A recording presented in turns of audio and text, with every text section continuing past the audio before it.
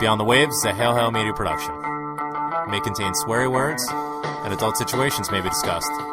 If you're in the company of underage temps, turn off the show now and listen back later. If you'd like to get in touch with the show, email us at beyondthewaves67@gmail.com. You can also find us on Twitter at BTW Celtic Show, or you can join our group on Facebook at Beyond the Waves. Hail, hail, and keep the faith.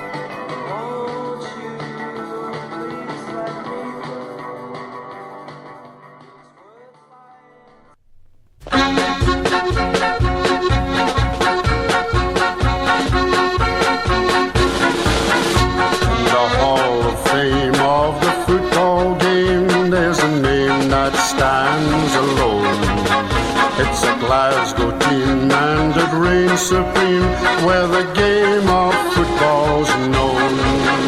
For they're good men all when they're on the ball, and we know they don't take long. And the others fear when they hear us cheer as we sing the Celtic song. C-E-L-T-I-C, Celtic, see me. I see Celtic on the ball. Man ready, true and steady, they will stand where all the others fall. Shout it proud like, shout it all aloud like, shout it in the crowd like, anywhere at all. C-E-L-T-I-C, Celtic, I see Celtic, Celtic on the ball. When the week's work's done and the game's begun, and as one we cheer the boys to the victory that we hope to see, then you'll hear a brave new noise. It begins so low and it starts to grow till it shakes the football ground. Then the cheer rings out in the mighty shout of a certain Celtic sound. C-E-L-T-I-C, Celtic, I see Celtic on the ball. Each man ready, true and steady, they will stand where all the others fall. Shout it proud like, shout it all aloud like, shout it in the crowd like, anywhere at all. C-E-L-T-I-C, Celtic, I see Celtic, Celtic on the ball. To the football world there's a challenge hurled, and it says come one, come all. For we'll watch with pride as the Celtic side as the answer to the call. If the game is rough, then the boys are tough, but they always play it clean. For the game's a thing, and the song we ring is a song of white and green. C-E-L-T-I-C, Celtic, see me. I see Celtic on the ball. Each man ready, true and steady, they will stand where all the others fall. Shout it proud like, shout it all aloud like, shout it in the crowd like, anywhere at all. C-E-L-T-I-C, Celtic, I see Celtic, Celtic on the ball.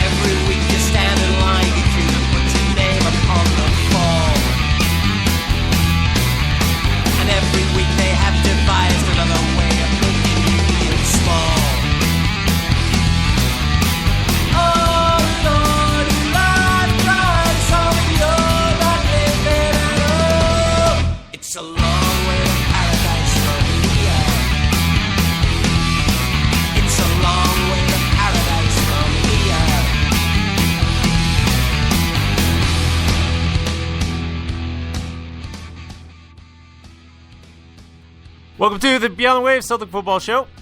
My name is Graham Wilson. And today, we once again salute the champions. The SPFL Spiffle champions for the 2013-2014 season.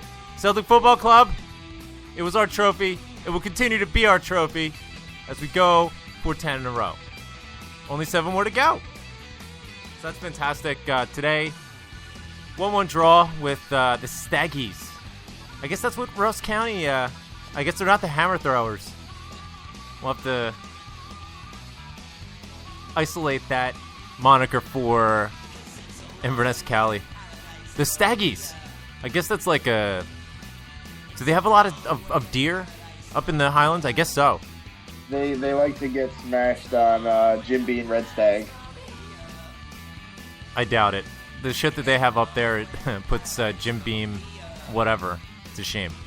But 1-1 today. Good performance, I thought. You know, a lot of the younger players getting a chance today. We saw Owen O'Connor, getting a start today, playing against, in my opinion, the best center half that Celtic has had in the past decade.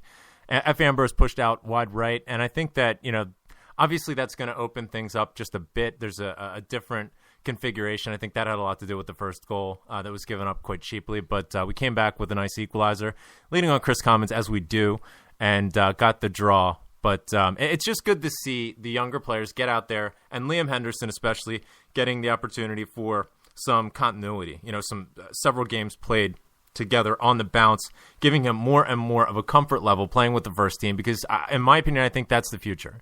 That is who we're going to need to lean on, you know, as the years go on, and as, you know, Scott Brown's not going to last forever. You know, we are going to need these players to come in and be ready to step in, you know, if injuries or suspensions do come up. And, you know, quite frankly, it limits the amount of money that we're going to need to spend to replace some of those positions and be able to put it towards some positions that I think are much more, you know, drastically needed to go out and spend money. So the less we need to spend in order to bring in these players, and the more we can bring through our academy players, the better. But before we do anything, let's say hello, as we always do, to our just storied colleague from Perth Amboy, New Jersey. It is the Rev. Hello, Rev. How you doing? Got a little treat for you, sir. You got a ditty for me?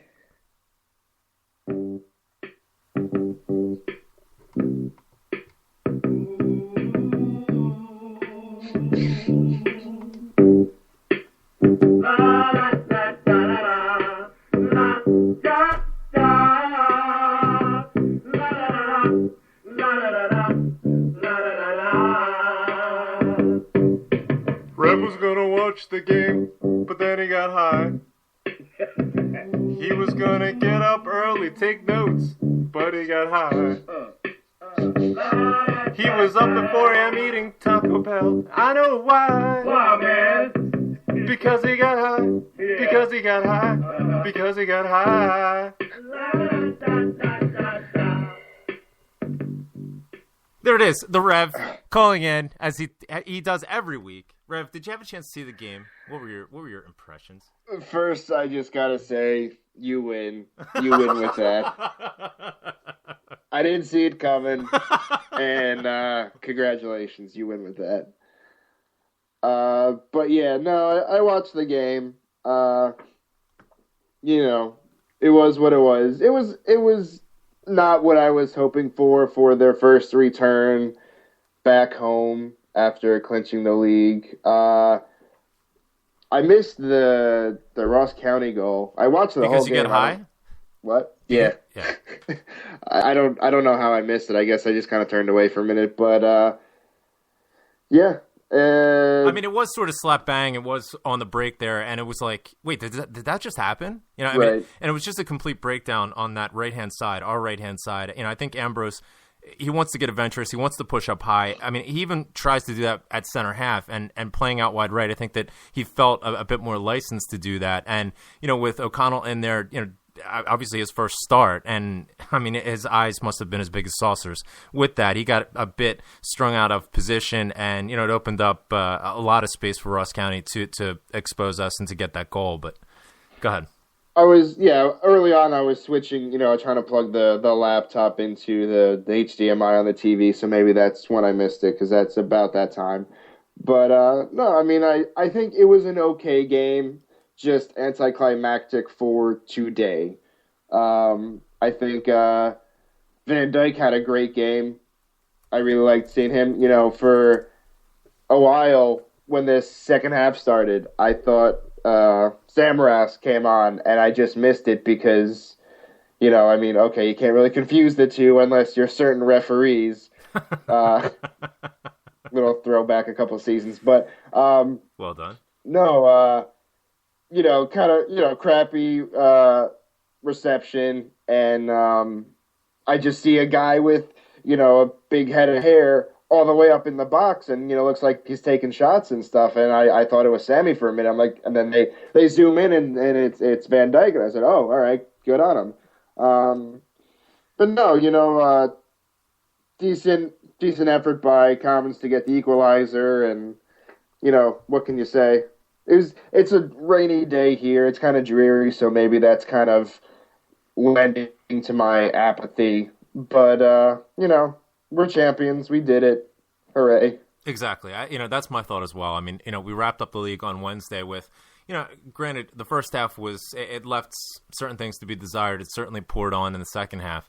And to Sammy's credit, he was subbed on, much to my chagrin and much to my bewilderment. I mean, I just don't understand. Right. Neil Lennon comes out and he declares that he's just resigned to the fact that Samaras is not going to resign, and then he subs him on. I mean, I just don't get it. Now, with that being said, he subbed him on, and I think that he made a big impact in the game on Wednesday. Let's talk about the game on Wednesday just real quick, because obviously that was a big one. We won the game. We won the league by winning the game. I almost sort of half-heartedly wanted Aberdeen to win so that we could win at home. We could win the league at home and do the lap of honor, and it's just much more of an event and much more of a spectacle for our supporters that go to Celtic Park to see it. It's almost sort of a shame that, we had to win it at Firhill. And no offense to Firhill. Well, I guess there kind of is. And sorry for all the Thistle fans that are listening in.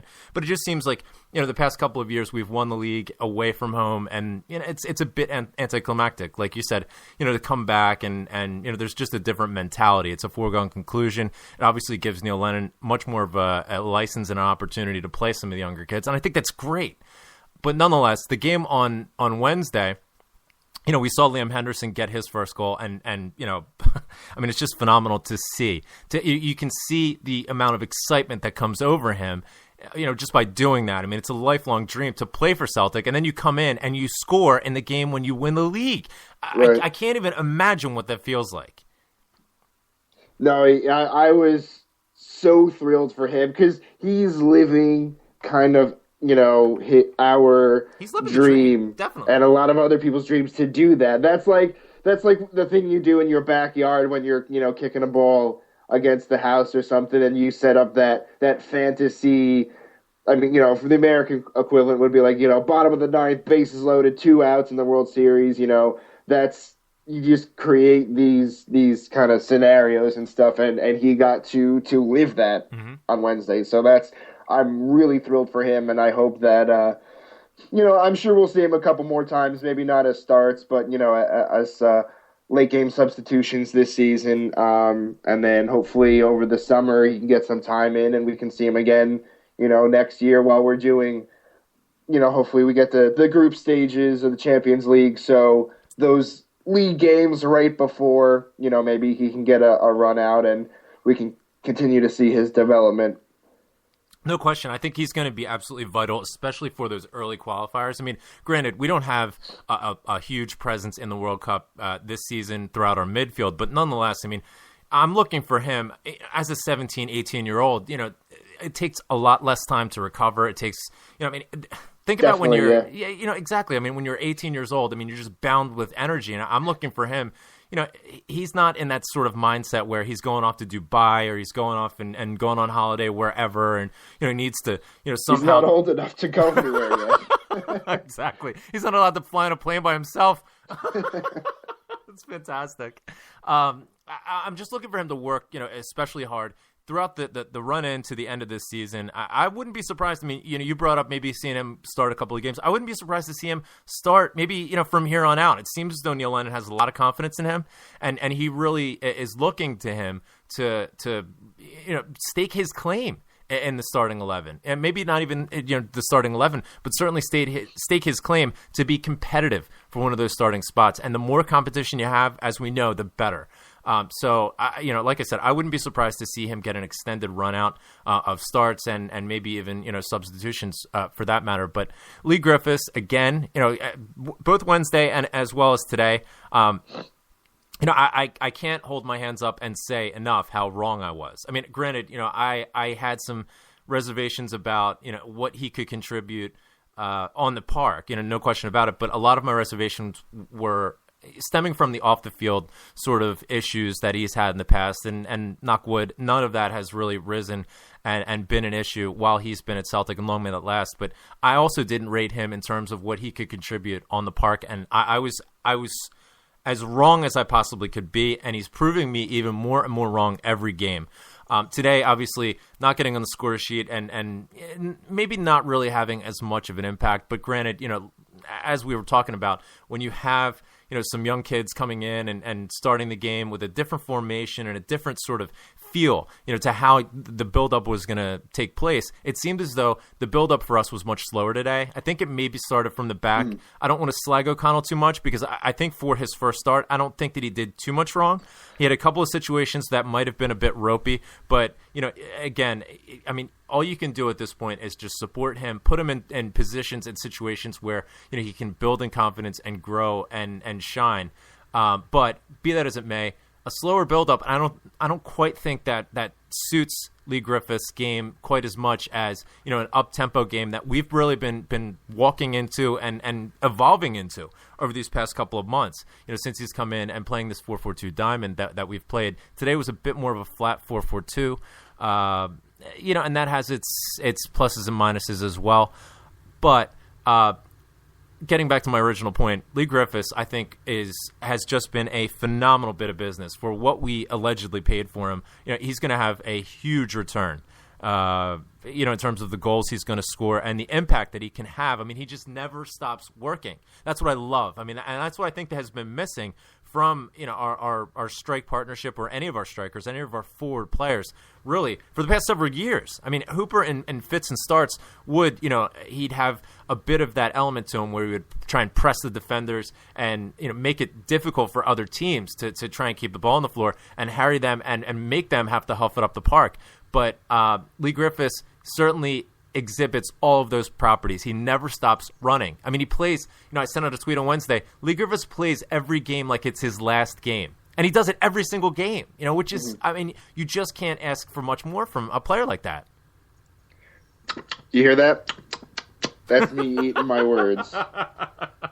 Exactly. And I can't be more delighted by the fact that we are. It's just... you have some trepidation and certainly there's some anxiety about, what direction the club is going. Are we sort of retreating back? At this point, are we sort of tempering our ambitions? And, when you don't go after the players that, you're rumored to be in for and confirmed to be in for, really, and it doesn't come off for financial reasons or whatever, it's natural for people to be upset at the lack of spending and, the lack of enthusiasm, for trusting your scouts and for, really going for it. But it seems as though, once again, we've been able to find good value. I won't necessarily say this is a diamond in the rough because, the book on Lee Griffiths has been out, for some time. I just think that, those off-the-field issues maybe have tempered his value and tempered his utility. Maybe a similar sort of profile and a similar dynamic to Anthony Stokes.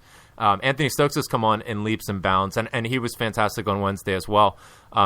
He's come on in leaps and bounds since Lee Griffiths has come over, and long may that last as well. It seems as though, we knew what the ideal profile was going to be for Anthony Stokes to be able to shine. It was certainly present when Gary Hooper was here, and when he left, it was completely vacated. And, the hope was that Pookie was going to come in and fulfill that Hooper role, and he just hasn't. We saw Pookie come and get subbed on today, but he just doesn't have that look about him. I mean, we're getting people say, oh, you're not giving him a chance and it's still early. I mean, this is almost a full season that we've had to be able to evaluate Pookie. He's had, chances as a substitute. He's had chances as a starter.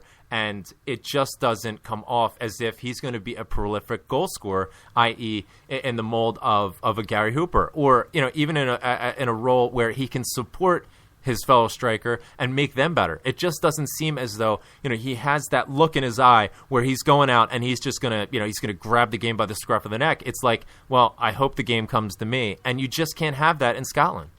Now, going back to Lee Griffiths real quick, I don't want to take anything away from what he's been doing, but I just want to be a little more kind of realistic, where really the true test of the overall complete value of him as a player for Celtic is going to come when we hopefully get into Europe next year. That's going to be like the gold standard, for lack of a phrase. That's going to be where he can really prove himself. I mean, he's doing what we need him to do now, but really we need him to keep it up next year, in the fall. For Pookie, he really only had like that one game, I think, where he, I want to say maybe November, December, where he started taking shots from outside the box, and just a couple long distance shots, and that was really the only time where, he kind of, like you said, like kind of took control of the game instead of waiting for it to come to him. And everyone was like, "Yes, this is what we want. This is what we need. This is what you have to do." And I think we all, hoped, and it's like, all right, you realized it now keep it up. And he did it. He fizzled out after that. All I could say is maybe, hopefully, over the summer, if we do keep him, which I'm sure we probably would, after a little bit of a rest and then some proper, like a summer training camp type thing during the off season, that he can really kind of not reinvent himself, but, after having a full season under his belt with the team, get back into training mode and be like, okay, fresh year, fresh start. Let's try to change some things up, and maybe he can kind of, like I said, not totally reinvent himself, but just I think he's going to have a fresh outlook. I think he's going to have to reinvent himself. And then, I mean, he can't – listen, there are certain players that, you see them. I mean, Balde's a good example. You see a certain player come out and you say – they have the raw materials. There's a player in there, and it comes out at times. But they just need, whatever it is, they need some help with, their first touch. They need some help with composure. They need, just to get some time to bed in with the philosophy and the style of play. I don't get that with Pookie. I don't get, the sense that there's a player in there that, is waiting to come out. I mean, he had, in the beginning of the season, he was our option. Let's roll the clock back when – Neil Lennon put him out in that Hooper role, and he came up small. He had a couple of good goals to start the season, and then he just completely went flat. I mean, he was completely anonymous in any of the European games, and many of those league games, in that stretch of time. I mean, we were relying so much on Chris Commons, and Pookie was a passenger, throughout all of that, and that's really where people started getting on his back. It seemed as though his confidence waned, and maybe it was a situation where he wasn't put out in a position where his talent and his strengths could be utilized to the fullest. But the question is, what are those talents? Where can we put him where he's going to be, his ability and his effectiveness is going to be maximized? I'm not really so sure what that is, and to be honest with you, it would be my preference that we maybe seek to move him on as a result. We're a little bit, I think, too deep at striker at the moment in terms of strikers that don't really contribute a whole lot. Strikers that we can't really depend on. I agree. Like, yes, he does have to reinvent himself, but what I mean is, like, I don't think he can. I think he's kind of, 24. That's still young. But hang on. Yumpy's on the runway. It's not Yumpy, it's Dr. J. Dr. J's standing outside the runway in Syracuse Airport. I'm sorry, Rev. Go ahead. No, I was saying, he does need to reinvent himself. I don't think he can. He's still young, in the grand scheme of things, but as a player, I think he's already kind of set in his ways. The best we could hope for with keeping him is, something like what happened to Sammy, just kind of maybe stick him somewhere kind of randomly and hope that his skill set, applies to a new position. Yeah, I think that's probably our best shot at this moment, but it's just unfortunate. I mean, do we have the time to be able to invest and just sort of throw him out there in different places and hopefully Right. he sticks someplace? I'm not so sure that we have the patience or the benefit of time to be able to rely on that. But I think we have him back now, Dr. J. He's alongside of the tarmac, I believe, at Syracuse Airport. Hopefully he's bundled up. Dr. J, It's cold, man. is it? We got a lot of background here. You there? I'm here, but oh my god, there's It's weird. Are you in a karaoke bar? I'm in the airport. Lovely. So, Lovely. Are you in a bar? I hear some Shania Twain, I think, in the background. Is that, I actually made it through security. did you? They let me in. Suckers. Well, yeah, they'll be sorry when you get on the plane and you're singing Rebs, and the pilot has to come back and tell you to shut the hell up. Syracuse is an orange town. It is. It is in Orange Town. You're up there with the orange bastards. Welcome to the show, Thank you, sir. Dr. J. And I know that you were working for a living today. Did you have an Yeah. opportunity to see any of the game I today? did. No, I did. I saw the first half this morning. You weren't getting high? Before I got. No, that was actually pretty funny. As soon as I heard doo doo, I was like, oh no, he's gonna go there. I had It to. took off like 3 beats. I'm like, oh no. I had to. Like the song, name that tune. I know exactly what's going on here. Take it away, pal. What were your thoughts on the game today? And then also, let's not overshadow the game on Wednesday, which was a thing of beauty. It was a lot of fun to watch, especially on such a big occasion, winning the league. And your thoughts going into the run into the rest of the season. Take it away. Let's see. Today, what impressed me the most today was I know it looked like Bruni was a little bit, how can you say, asleep through some of the first half. Obviously giving up the goal, but giving up the ball and head not looking up. Yeah. But what was interesting was between him and I don't know when this started for Stokes, but him and Stokes and Griffiths. If you want to talk about how Griffiths is now the poster child or poster child for my last game and I'm going to play as hard as I can, I think this is rubbing off on Stokes. I agree. I mean, they chased people around today Yep. in the first half, and I was impressed. I mean, to watch them chase those guys around and put some miles on was really impressive. I thought that was really good. I love seeing that. I was pleased with that. Yeah, me too. Yeah, no question. It's a good point about Brown.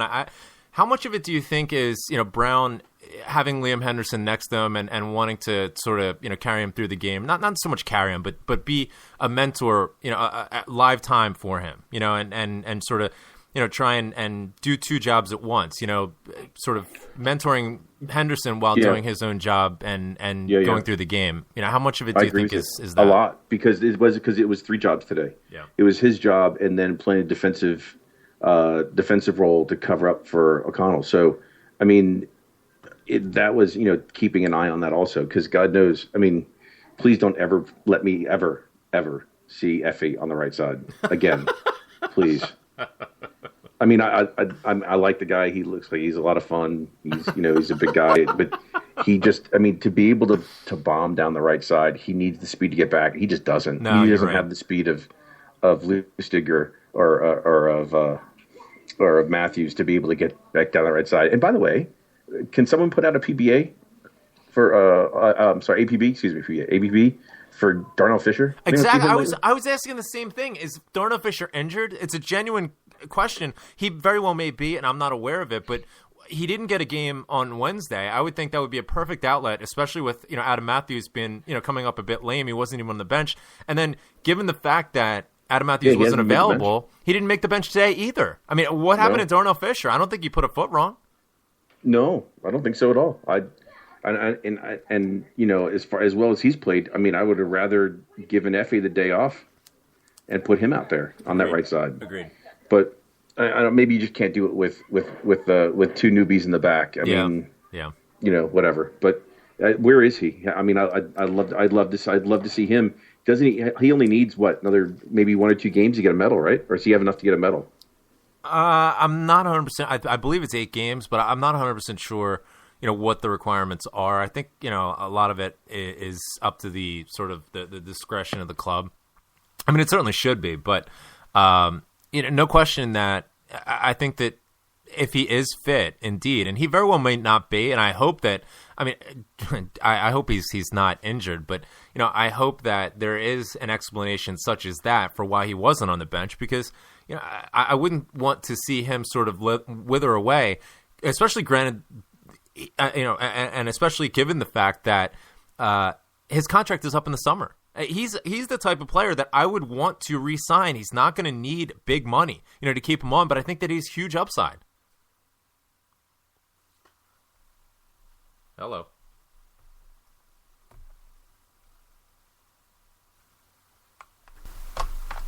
National team. Great. I think he'd be great. But anyway, on to Wednesday. Wednesday was fun. It was fun to watch. I think Frazier was a little bent about giving up the goal, but oh well. But was anyone else nervous after they scored and then came down again? Like oh my God, it's going to go down to 2-1, now 3-1. I was sitting there going, oh shit, don't give up another goal. Then it became 3-1. 3-1. I was like, oh God. And then it became, I was like, every time they came down, it's like, hurry up, please. Something happened, and then Stokes hit that. What a great goal the second goal was for Stokes. Yeah, oh my God. Yeah, definitely. But and I know Rev was sitting there eating his words earlier. It was funny because I was stuck on the plane. The internet was kind of working, not really working on the plane on the way up to Syracuse on Friday, and I was listening back to some old shows that I had downloaded on my phone, and I was absolutely dying because it was I was listening to the show of us talking about Griffiths when they first signed him, and it was. I mean, you were pretty harsh. I was. You were pretty harsh, and it was all fair, and it was funny to hear Rev say that because there was some good stuff there. It was pretty funny. So anyway, that's my contribution for today. I was dying listening to that and then tweeting out things Graham says. Well, I think that you also had a Bo Richter pickup as well, where it was. Yeah, I had a Bo. I did have a Bo Richter. Anyway, did he play today? No, he didn't. He didn't make the bench. He didn't play. He just made the bench. Sammy got on again. He has an abdominal strain because he's so full of shit. Oh, that's right. Yeah. Sammy did get an appearance today. I'm not 100% sure why. He came on in the game on Wednesday when I thought we basically had the game in hand. Now, granted, when he came on, he did make a nice contribution, and hats off. Where's that been? Hats off, exactly. Hats off to him for doing that, but where the hell has it been? I mean, Neil Lennon has come out in the press and said he's been off the boil for the past 6 months, and he's clearly intent on not re-signing with Celtic. Why would you continue to play him? I mean, do we owe him? Here's my frustration. What do we owe Georgios Samaras? I mean, I've seen people make the analogy between, well, we did the same with Larson. You're going to compare Georgios Samaras to Henrik Larsson? Just because he looks like Jesus doesn't mean that he is God. There's an ocean between Georgios Samaras and Henrik Larsson. And for me, to feel as though, we owe something to a guy who showed up 1 in every 10 games is preposterous, especially in light of the fact that it takes away from the development of our future. These young players, that should be getting a game, that should be getting a start. Balde. I mean, Balde has a contract with Celtic on into the future. Why not play him? I've seen so much more of Balde, out of Balde, and the 2 to 3 minute windows that he's come on than I've seen out of Sammy all season. Yeah, I don't get it. I don't. And I was chatting on Celtic TV when he came on, and I'm not saying I was irate, but I was kind of warm, we'll say, to the under the collar, and it just I don't get it. Why? I mean, I get it. He's someone's like, oh, he's been a great servant to the club. Yeah, he has been. That's great. I get it. But my question is why? What? Okay, he also got paid, so it was a two-way deal. Exactly. And it worked. Exactly. He got paid, he lugs it, and there's no big deal. So why in the world are we still playing around with him? Just let him move on and go on. I don't know. Just me. I don't get it. Do we owe him something for sticking with the club all these years? To your point, he's a professional. He was paid well, and he did his job, I guess.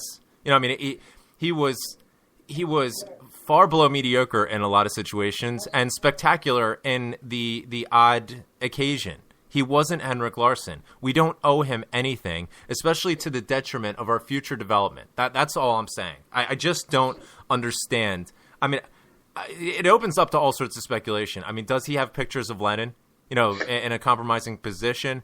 I mean, do they cuddle? I mean, what is the allure that Neil Lennon has with Georgios Samaras? He said repeatedly that, he's the type of player that could get him the sack. Why would you persist with him in this situation?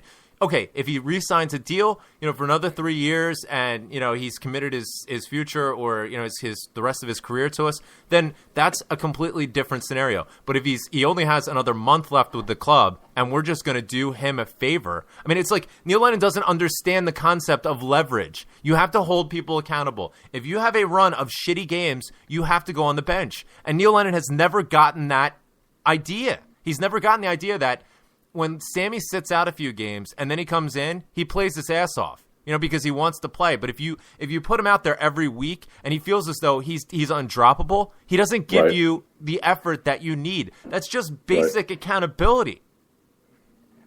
I don't understand. I mean, as a professional, you would want to make sure that you gave your best every time. And no, don't get me wrong. I know there's times when someone turns around and they're not necessarily up for the day. But put an effort out. But he, yeah.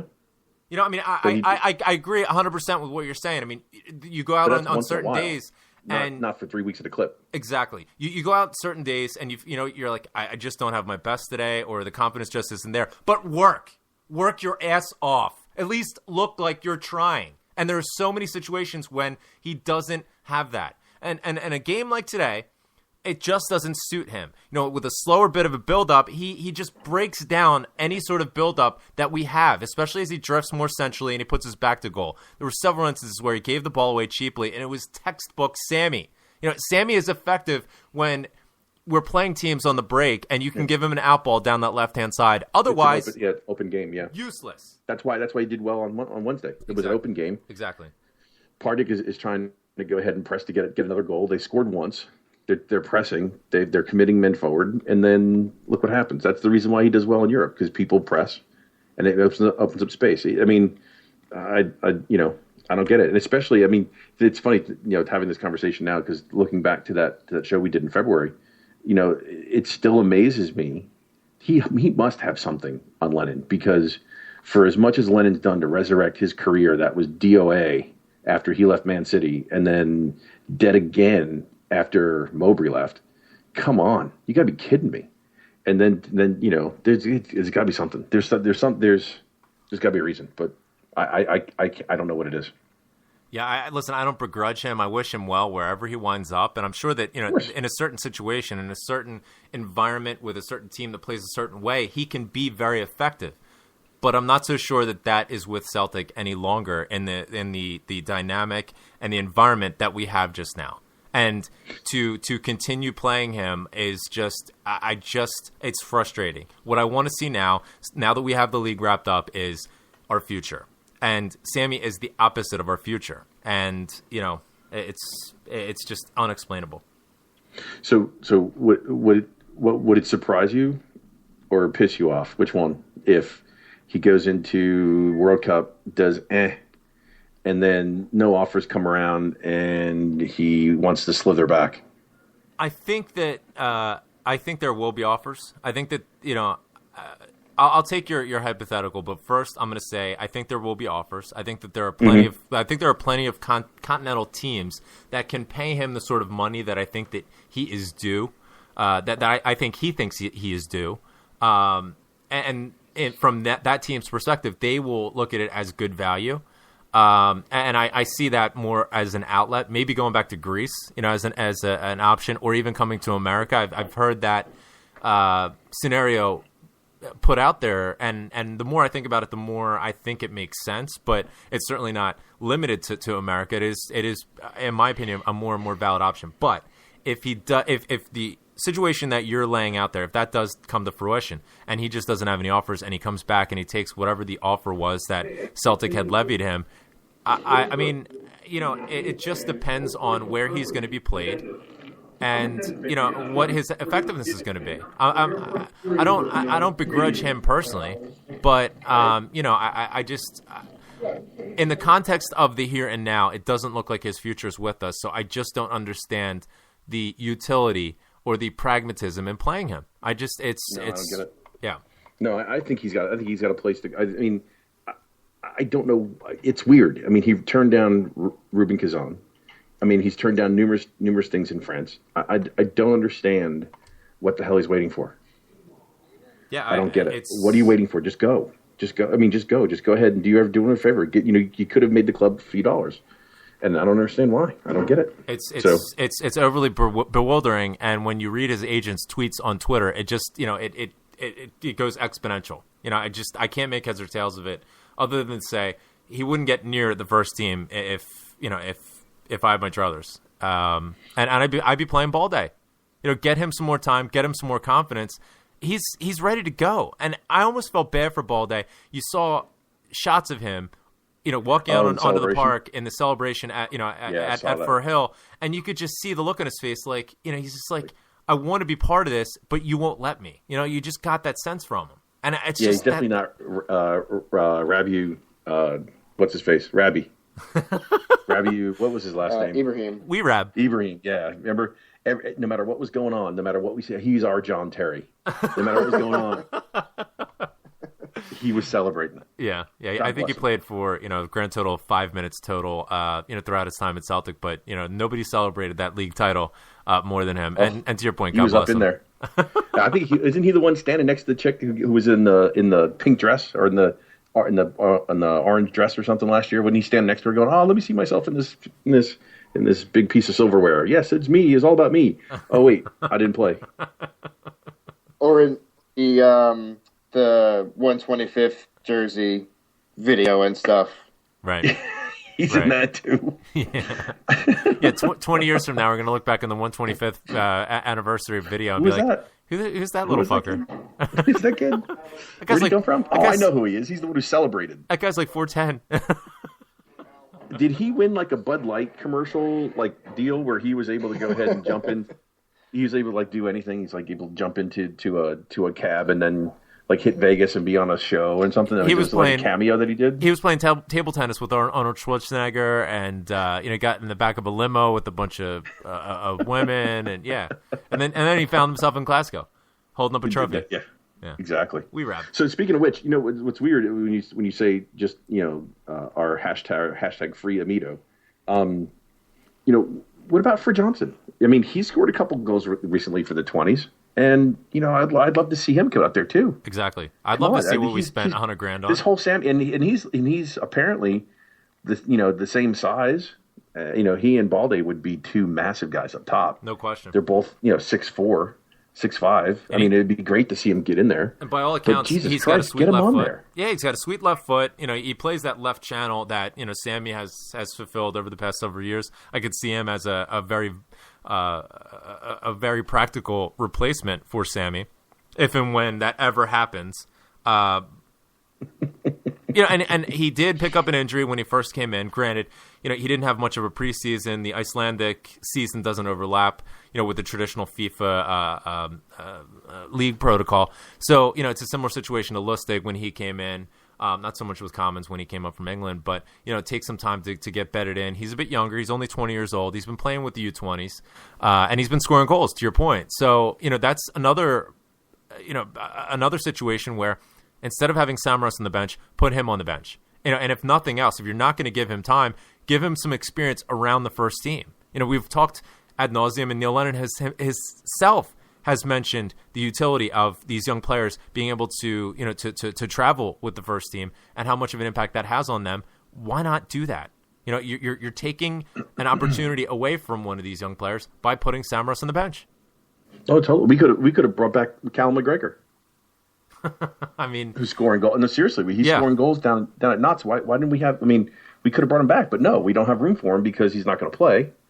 And now he's out. He's or McGeoch for that matter. Right. Whether or not they're good enough to hack it is a different question, but you don't know until you get him in there. But you can't get him in there because he's holding up a fucking spot. Right. Exactly right. So, but anyway, so I was happy with Wednesday. Were you happy with Wednesday? Absolutely. I was very happy. And our massive pitch invasion? Yes, the massive pitch invasion that was absolute carnage. I mean, people just ran out on the pitch. I mean, they were running across grass towards players, and they were hugging them or cuddling, whatever. How dare they? I mean, it's just, it's just a disgrace to the club. It was funny. Now, what's funny is, did you, on the TV show, on the TV screening that I watched, I did not see any pyro. Did you see any? In the stands? I don't recall seeing any pyro. I don't recall hearing any shapes to shoot either. There was one today. Yeah, I was getting drunk in the bar. It was one today, and it was on the goal. It was on the goal. Was it? Yes, it was. There's no better shapes to shoot than on a goal, and hopefully it makes the goals of the month that they have on Celtic TV, because then they'll just keep replaying the audio from it, which I like every time. Shapes to shoot. Griffith's shapes to shoot, and a save, and Commons knocks it in. I was like, yes, shape to shoot. You should say it more often. He needs to say it more often. Hopefully, it makes a comeback. Shapes to shoot. See, I think he was a bit hesitant and a bit self-conscious about it, given the drinking game thing. But I think he's coming around. Did you notice on Wednesday's show we all got shout outs from Kenny Boy? Of course, it's the shapes to shoot movement. Team shapes to shoot. Well, I had a whatever TV, Sky or whatever. What did he say? At the beginning. I was before the game started, I was tweeting out to Yampy about shapes to shoot, and then Kenny had mentioned that I was talking about shapes to shoot, but Paul was going to try and limit those down, and then I think he mentioned Yampy from Off the Wall at halftime, and also he mentioned Beyond the Wave Celtic show like 2 or 3 times. It was pretty funny. We love the shapes to shoot. See, I think that at some point I think they thought maybe we were messing with them.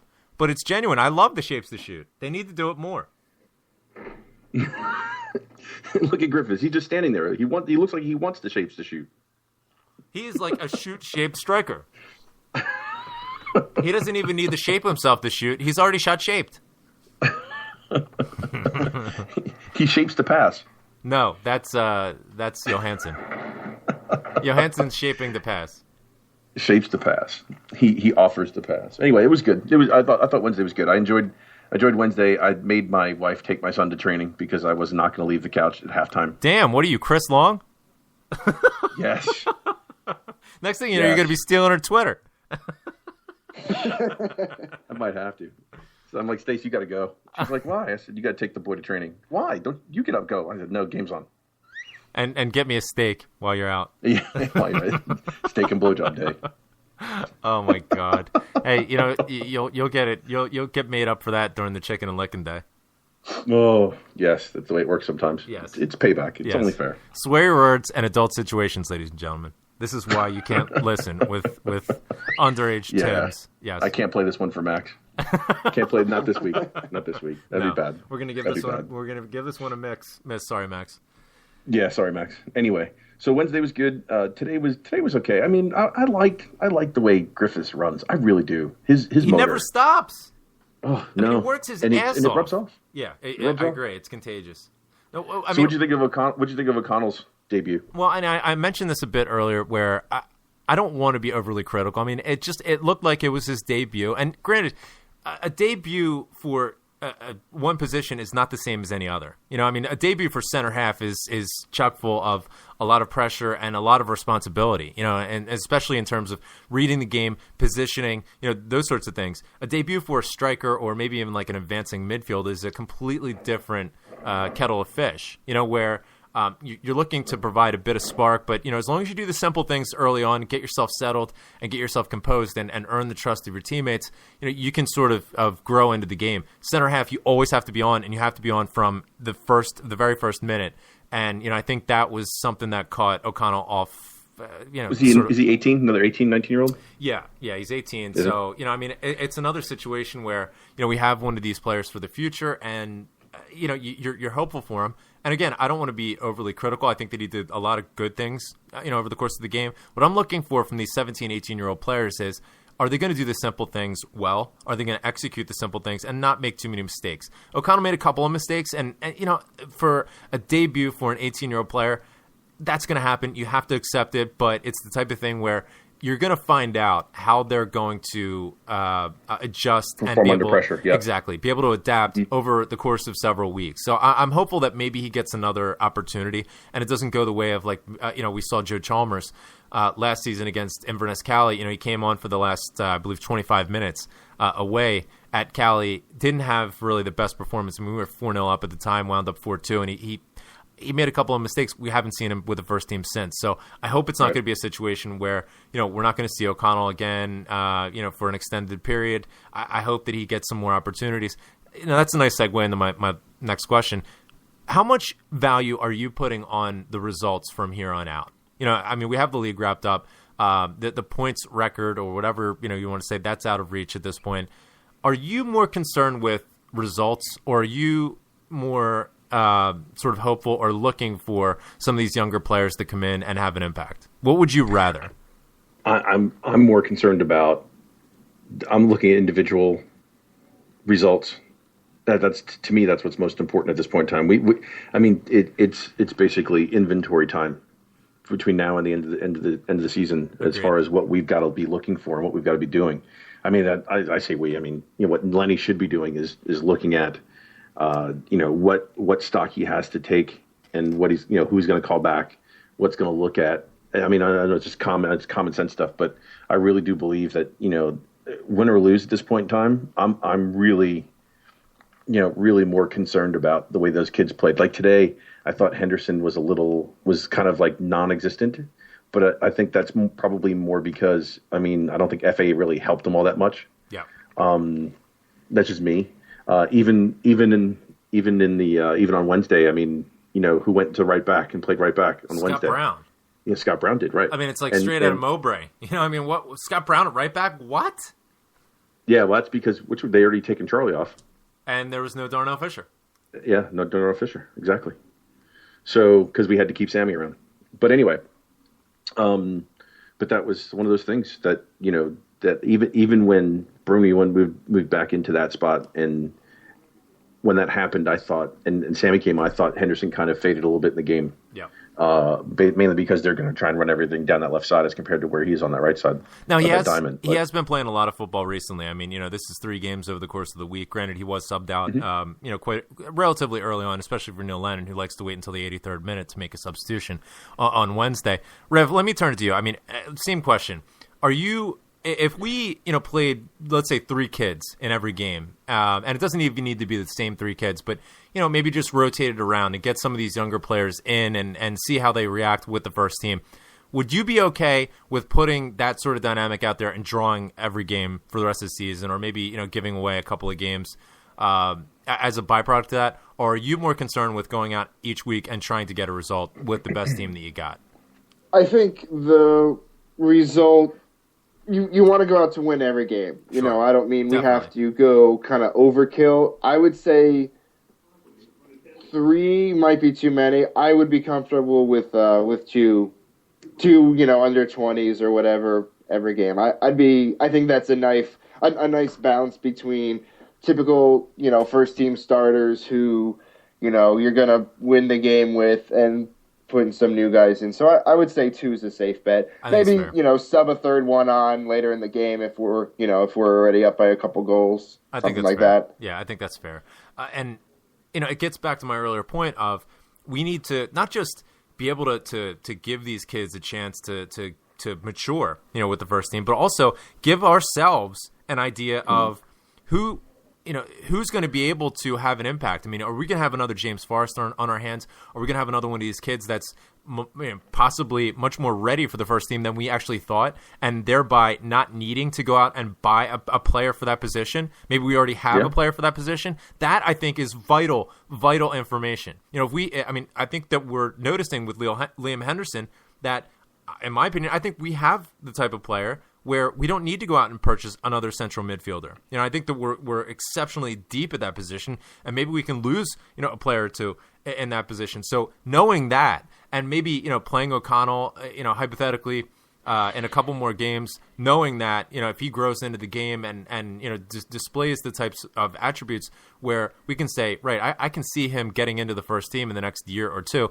maybe that tempers our need to go out and buy another center half that would further stunt his growth, and I think especially the position of striker. I think it's unfortunate that we sent Atajic out on loan if we still had him, and we could, come to some sort of semblance of awareness that we can keep Sammy off the bench and bring Atajic on and then sub him on and maybe even give him some starts in the run out to the rest of the season. That can give us a sense of whether or not we have a player that can come into the first team, maybe even next season, but certainly the season after. And that would sort of put him in the perspective, the types of players that we need to buy and the positions that we need to prioritize. So yeah, imagine how much money that would save. No question. I mean, if you have the kid, I mean, obviously it's a Moneyball situation where you look at like what Oakland A's do or what teams, Major League Baseball teams do as far as buying early and keeping them.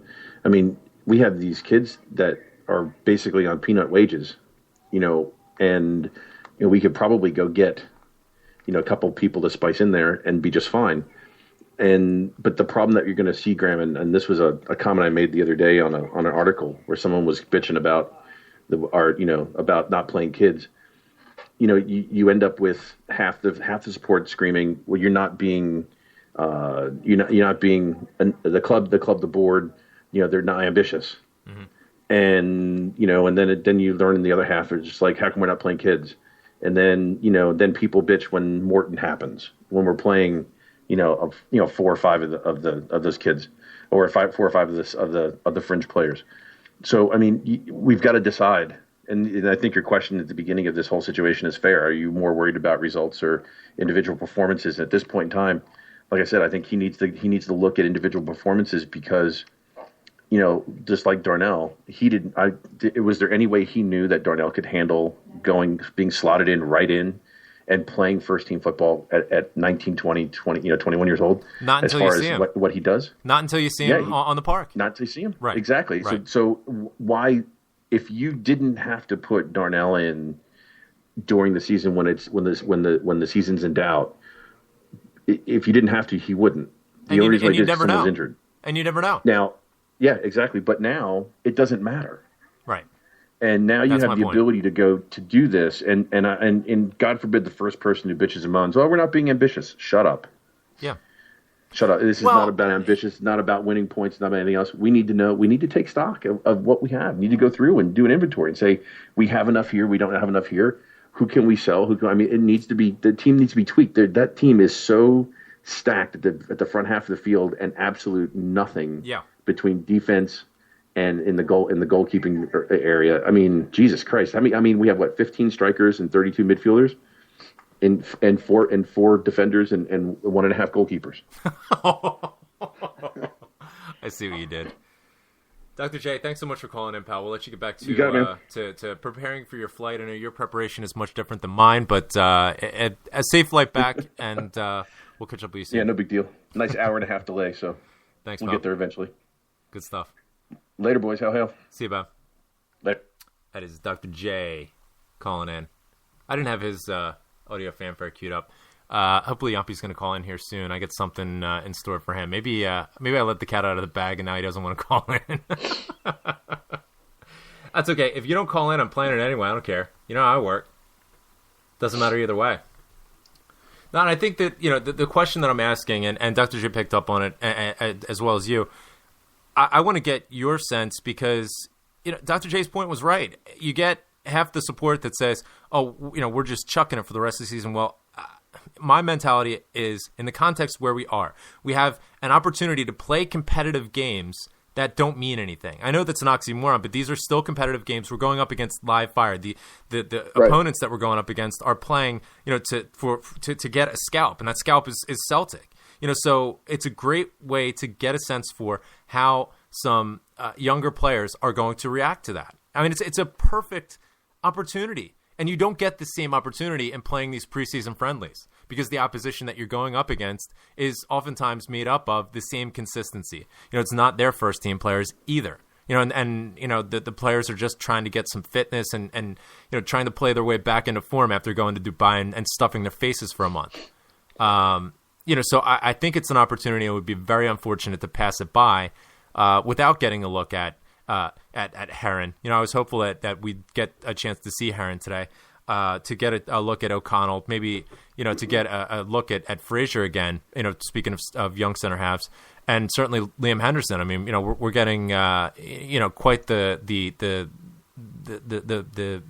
exposure to Henderson at this point. And I hope that it continues. I mean, you mentioned maybe, he'll get a couple more starts. I hope he starts every game. To be honest, what's Scott Brown achieving by playing, any more games? Mm-hmm. No, it's that's what I'm saying. You got to try to find like a nice balance, because another factor, you want to throw in there is for the supporters. You get people, now that the weather's getting nicer, you get people, taking the ferry over from Ireland, or people doing the traveling. You want to make it worth their while, you know what I mean? You want to try to give them a win. And with, two, I think is a good amount of youngsters. And I guess what you got to do is you got to put a list together of who you think your top young reserve players are, and what positions they play. And so, you put someone in at right back and central defense, or whatever, or if we have like a striker or something, I wouldn't put, a central defensive midfielder right in front of, a young kid right in front of a young center half, because, the chance for, kid mistakes are more prevalent in that situation. So, you put them next to someone that's experienced, a regular first team starter, and that way they can kind of learn, oh, well, first of all, this is probably who I would be playing next to anyway, come, down the years to come. So you can kind of create a bit of chemistry between two players like that, first of all. And second of all, you can have that person to, hopefully clean up any schoolboy mistakes that they might make. You know what I mean? Yeah, definitely. Oh, that's serendipitous, that is. Really looking forward to it. Thank you, Wayne. So I think we have Yampi calling in here in a minute. Just a quick announcement that I wanted to make as well. Next week, very exciting development we've hashed out here over the past several days. I'm going to be traveling to New Orleans, and with that, I'm going to have an opportunity to stop by the New Orleans CSC and talk to the boys down there. They have an exceptional story to tell, not just of, obviously the big news for New Orleans this year, and we've talked about this extensively. They're going to be hosting the North American Federation convention this year, coming up in June. So obviously a lot of information to go over with that, but they have a compelling story to tell about how they came back from Hurricane Katrina, where their CSC was absolutely gutted.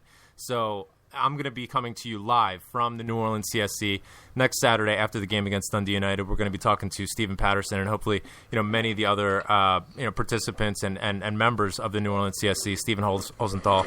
Oh, good God. I don't know what the hell that is. All right. We'll try and get Yampi back in a minute. I don't know if he just got electrocuted or what. It's South Jersey.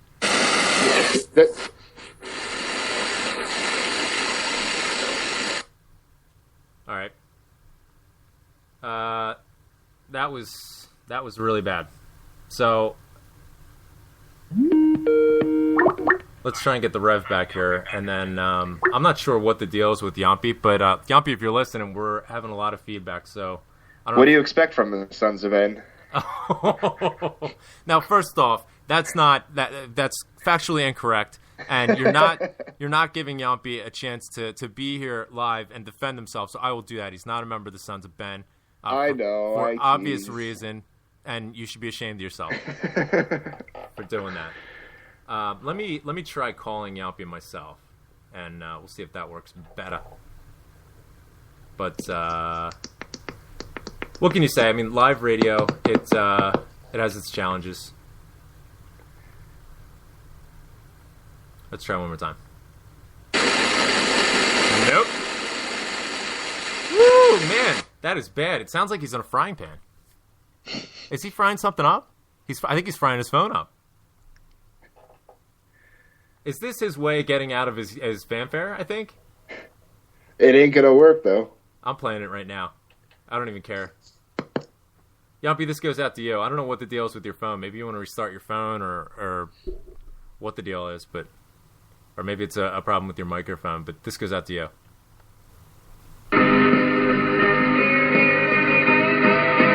So, Yumpy's irate. He knows it's too late to buy strikers in July. So, Yumpy can't wait. He's justified in his anger, you gotta say.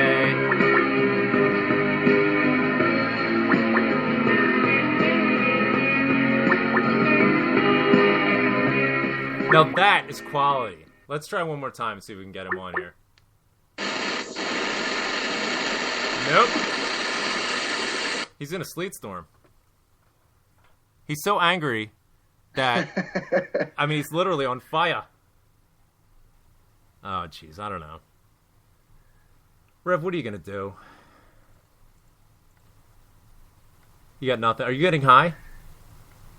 That's actually what that sound is, sorry. Is that, are you like, doing vapor, whatever the hell it is?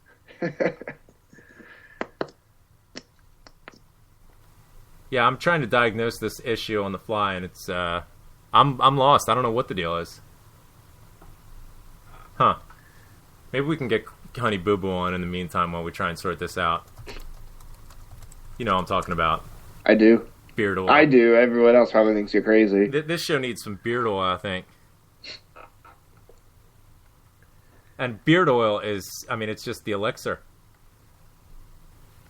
You wouldn't know anything about that. You don't even have any hair on your head. Hey, watch it. Hey, it's not even like, you're a victim in it. You do it on purpose. That's true. All right. We'll see if we can get in touch with Chris here, and hopefully we can get his thoughts as well. I don't know if he's standing by or what. But, yeah, Rev. Yeah. Just trying to fill some dead air. You know me. You want me to get the bird? I get the bird to talk. No birds. Now joining us, I don't have any pre-made audio fanfare, but I'll just open up with this for our next caller, and it'll speak for itself.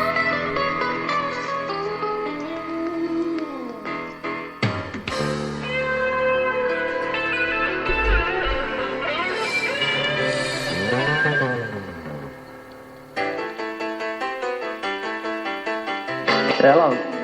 Now joining us from the mountains of Georgia. What's up? Let's let this play out.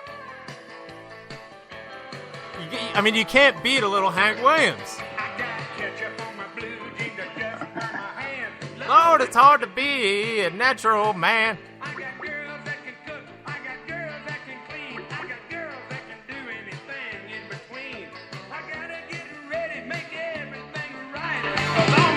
Friends are coming over tonight.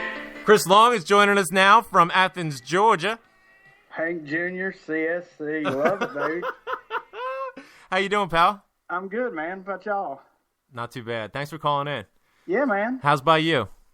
It's good. Good. It's good. Good. It's raining. It's raining all over the Yeah. East Coast. And, Yeah. what can you do? We're just celebrating another SPL title, as SPFL, whatever it is. What? Spiffle. Spiffle. It's all about the Spiffle, my man. What did you make of the game today? There were parts that were shit, and there were parts that were really good. And, now we did get a sighting of a rather tall, bearded Greek striker. What's his name? Yeah, he's that young kid we got, and I'm really glad he's getting a run out because I'm really anxious to see what he's going to do. What is his name? Samu Ross or something like that. Oh, come on. You say that name better than anybody I know. Samris. There you go. Georgie Samris. Yeah, man. He's a legend. Dude, seriously, what are we doing playing him? I don't understand. I mean, I can't make it's mind-boggling is what it is. Now, I will say this though, Wednesday, the guy came in and he came in with class and it was really refreshing to see that, but I mean, my God, what are you doing today? Yeah. Like, put it on his foot, watch it dribble off. Yeah. I mean, and that's textbook Sammy. You know, that's exactly what you expect from him. And it almost follows the logic of, you know, let's just throw him out there, you know, regardless of the context. I mean, against Partick Thistle on Wednesday, you know, we had some opportunities to catch them on the break. Like, you know, Rev and I were talking about this earlier, and he's so good in open space, you know, and being on the run and putting opposing defenders, you know, sort of on their heels. Today was a completely different dynamic. We're playing at home. You know, we're playing against a team that's packing the box, and he has all of these opportunities with his back to goal, and he's taking the ball on a run with his head down, and he loses the ball, like you said. Yep. I mean, it's just like, why? I mean, you're putting him out there, and it's just like, okay, just go. You know, no matter what the context is, just go play and see if you can do something. And this is a player that is, by all accounts, gone in the summer. I don't understand it either. I mean, it reminds me seriously of like when I played when I was little, and there would be that one kid that every time he got the ball, he just kind of, just dribbles off his foot, and then like he halfway runs down and halfway runs back, and I don't know what his motivation level is. I mean, okay, we got knocked out of the Champions League. Okay, so what's there to play for now? I mean, it doesn't make any sense. There's no motivation, and that's just my opinion, I guess. But you know, if I was in his shoes, I would want to be doing all I could to make my team better. Definitely. And when I watch somebody that does that, it profounds me. You know, I'm beside myself all the time because I'm like, he's got the skills, he's got the capability, but he just doesn't execute it. And it speaks to me that it's a player that feels as though his place in the team is coming to him anyway. Like the point that you brought up, you know, you and I and maybe even Rev, if he's not getting high, we would fight to earn our spot in the team. You know, to stake our rightful place rather than saying I should get a spot and, you know, I'm not getting it, so I'm leaving in the summer anyway. You know. Yeah, well, I mean, didn't it come out not too long ago that somebody interviewed a couple of the players and they're like, you know, who is the laziest person? Who's the first one into the dressing room? You know, and it was Sammy. Right. And you know, when I hear stuff like that, I'm like, well, you know, at first when we were talking about, you know, players leaving and you know, Ledley and Sammy, which one was going to go, blah blah blah.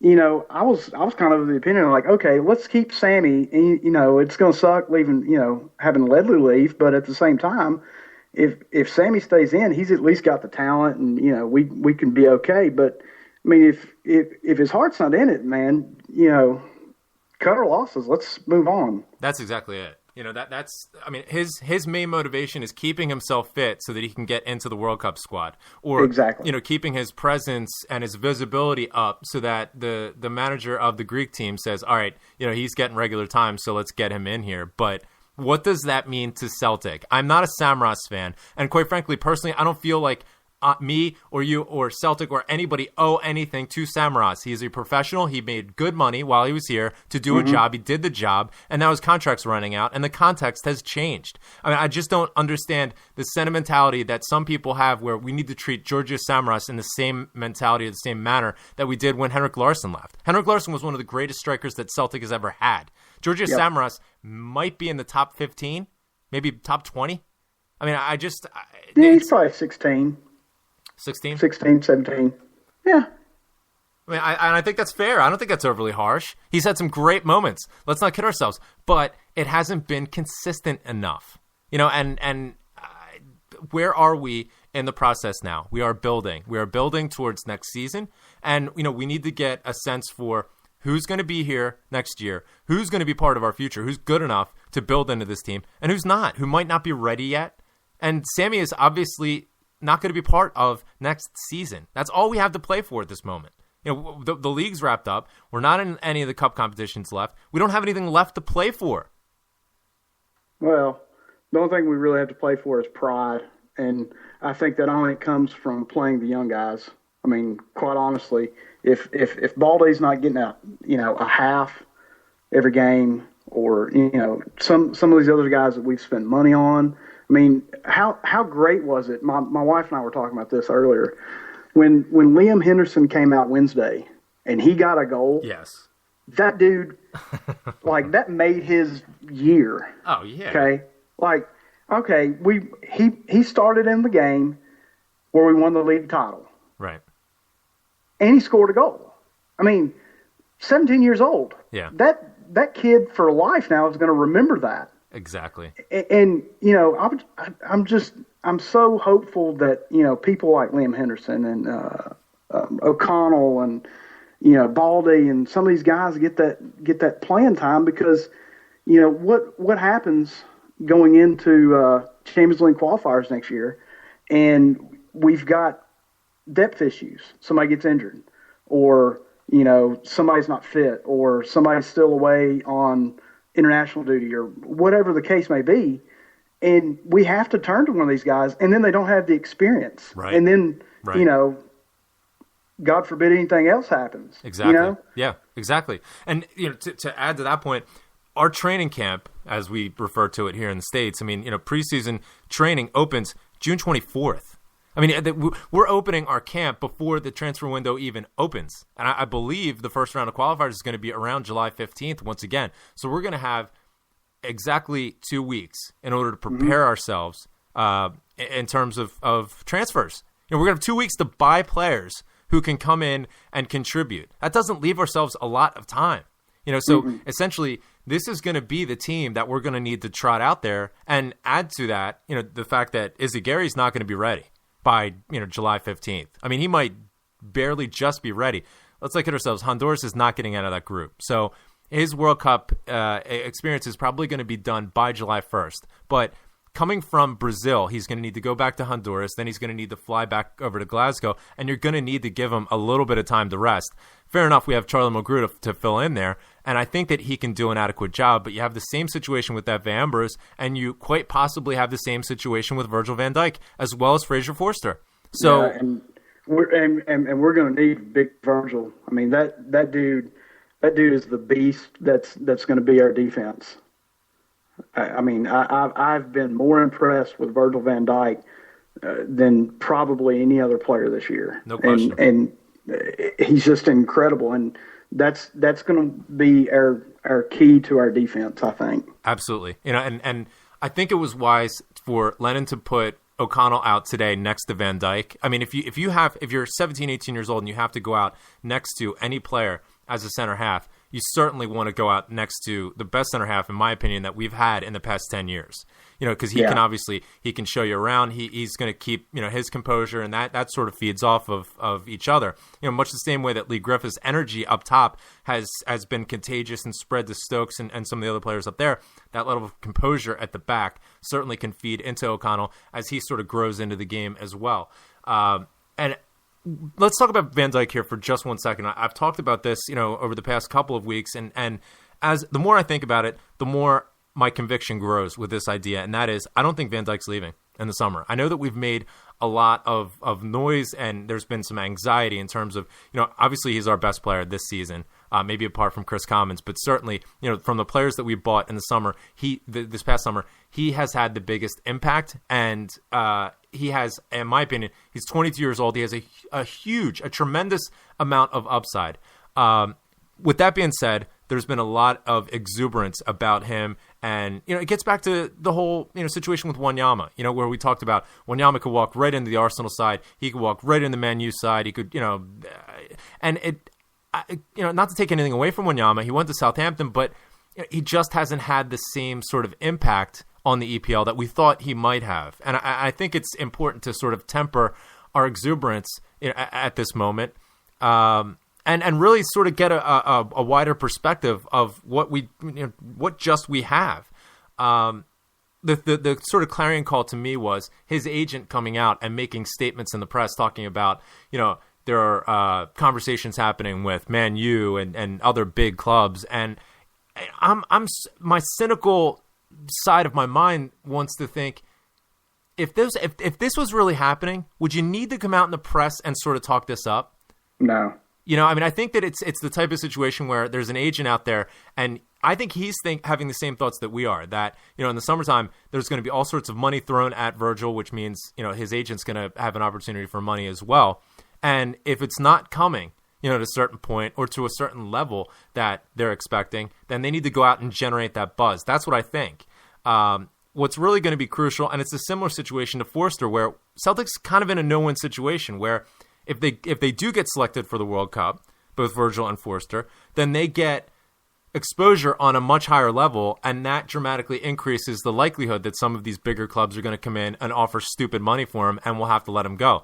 On the flip side, if they don't make the World Cup, then they and their agents have this mentality that, well, Celtic isn't big enough of a forum or big enough of an arena for them to get enough exposure and attention to get that big move. So it's almost like we're in a catch-22. We're damned if we do and damned if they don't.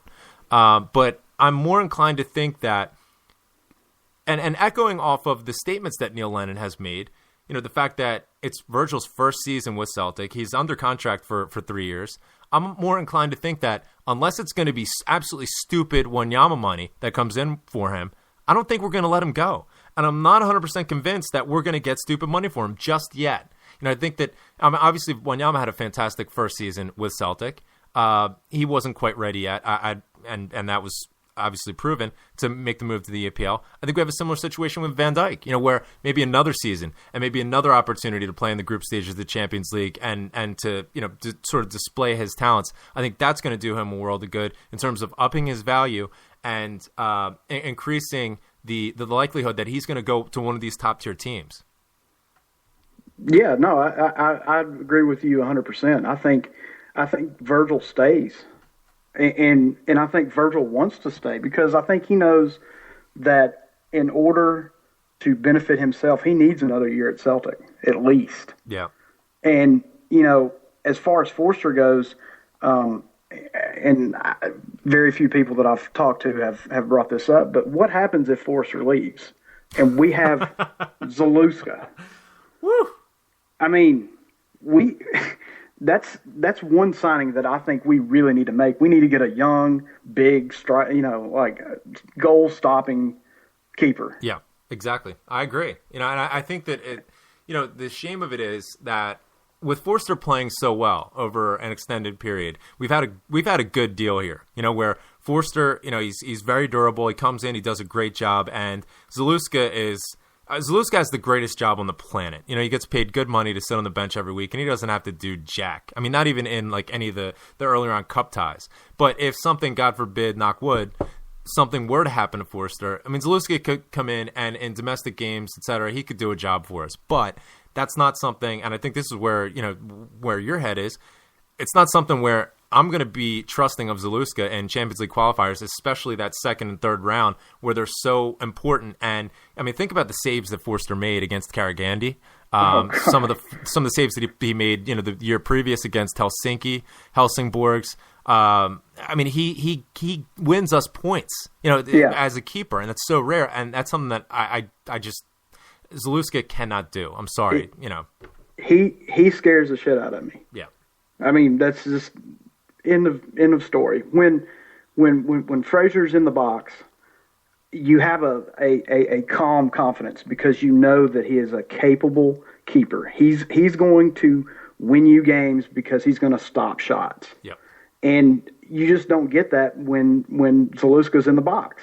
And we really need somebody that we can depend on if something ever happened, because just like you said, I think if we have to rely on Zaluska in the like a Champions League qualifier match, I'm scared shitless. Yeah. Period. Yeah, and it's a similar situation to this past summer where Hooper leaves, and we don't really have somebody that can fill in that role straight away. We don't have any of the kids that are coming up so that they can slot right in.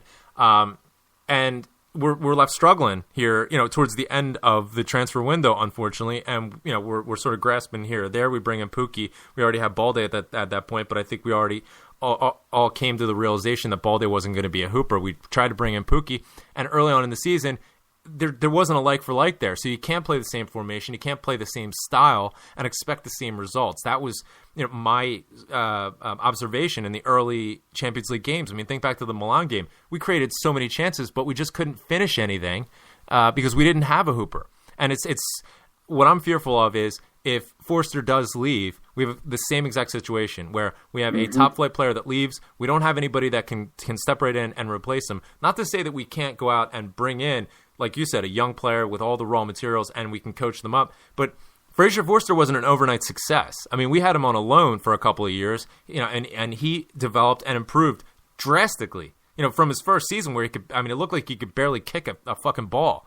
To the point where he's stopping penalties and he's winning us games single-handedly. And, he's just, the Gram Morala in the Barcelona press. Yeah. This is something that took a while to develop. And, it's reasonable to assume that same process is going to need to take place after he leaves. Exactly.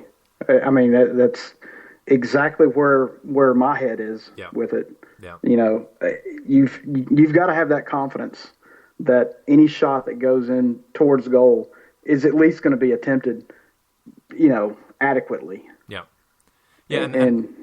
And that's fast. The goalkeeper position is fast rising to, my almost number one priority. Maybe not number one priority, but certainly up there. I mean, if you have, I would put it up there in the same sort of tranche of urgency, so that if the right goalkeeper situation came our way for the right price and the right player, we got to pull the trigger, right then and there, and it's got to be July 1st or, or somewhere along those lines, regardless of what Forster's situation is at this point. I mean, take, for instance, let's say Forster, goes to the World Cup. I have every belief that he will. Let's say he goes to the World Cup.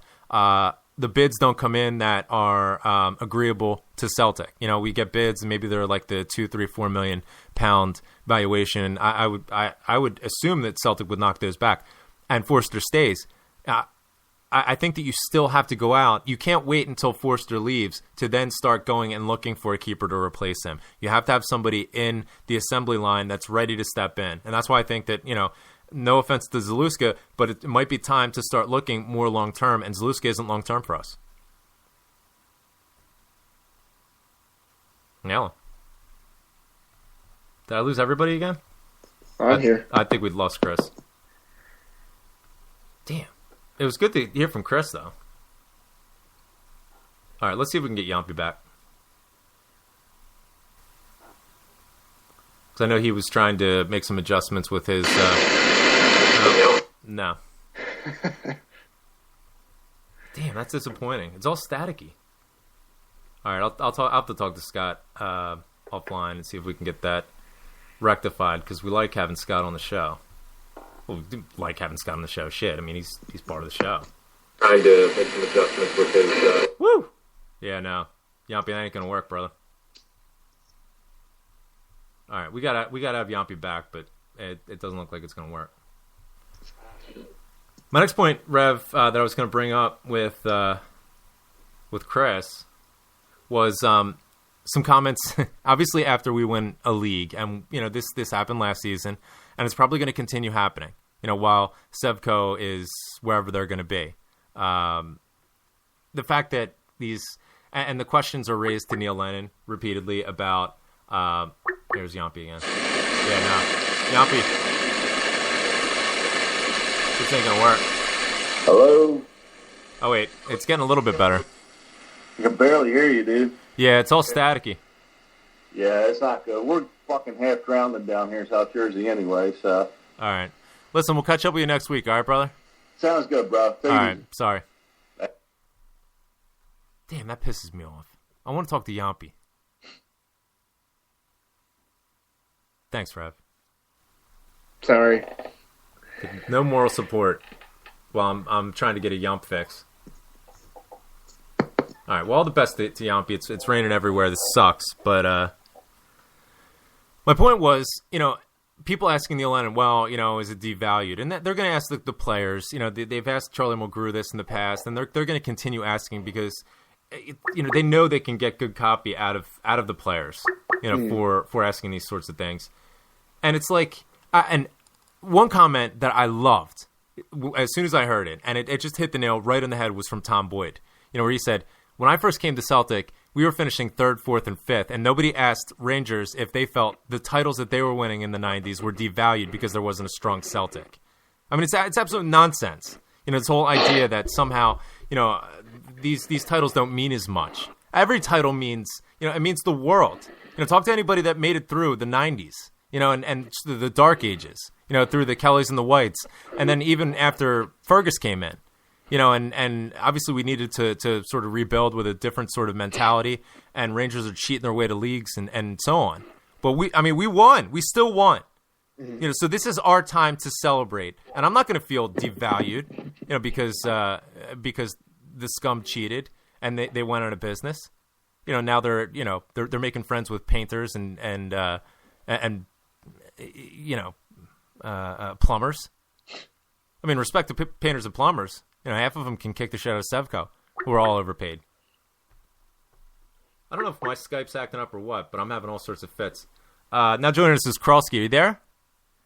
How you doing, boy? Yeah, how you doing, pal? Thanks for calling in. I'm good. Yeah. I'm good.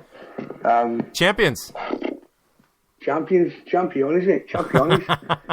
We were just talking about, the press coming out, as they do, talking about, the lack of Sevco at this point, and, whether or not this devalues a league title. And it's just become nauseous. I mean, they do this every season, and they're probably going to continue doing it. And I brought up the comment that Tom Boyd made, which was, when he first came to Celtic, they were finishing 3rd, 4th, and 5th in the league. And nobody asked Rangers, when they were cheating their way to leagues, whether or not, their titles were devalued because there wasn't a strong Celtic. It's absolute nonsense. Your thoughts?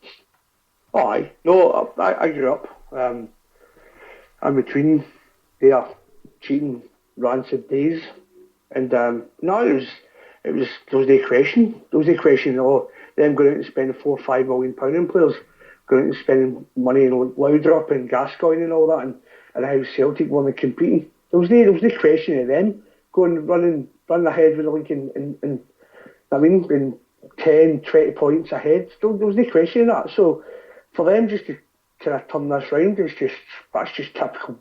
Yeah, exactly. Typical rags, typical media, but what really irks me is our players, our manager keeps getting, and also Peter Law this week, I think, keeps getting asked the questions. Yeah. And rather than just turning and saying, do you know something?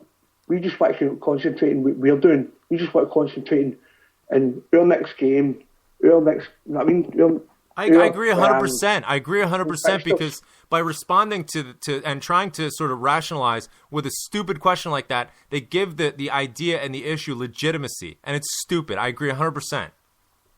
Aye, this thing I think this has been going for a couple of months now. Oh, do you miss Rangers? Do you miss Rangers? Blah blah blah blah. You miss a competitor. Of course, you miss a competitor. You know what I mean? But to keep on going down and keep on answering the same questions, surely somebody needs to just turn around at one point. We've been asked these questions on a weekly basis now. We've given the answers time and time again. Let's move on. You know what I mean? I don't think the club, the players, the manager does it any good either by keep on answering the questions. You just come and say, no, forget. We want to concentrate on ourselves. Yep. We want to. What's in front of us is games against SPL teams. We don't want to concentrate on other teams up north here. Exactly.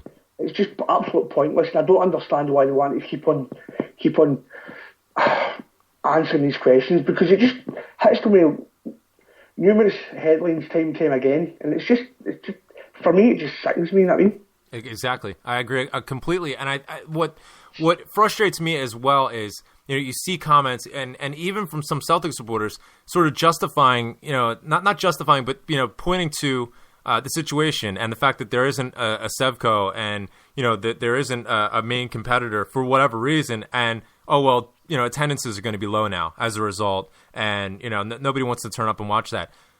Rangers supporters weren't doing that when they were running away with leagues and cheating their way to it, in the mid '90s.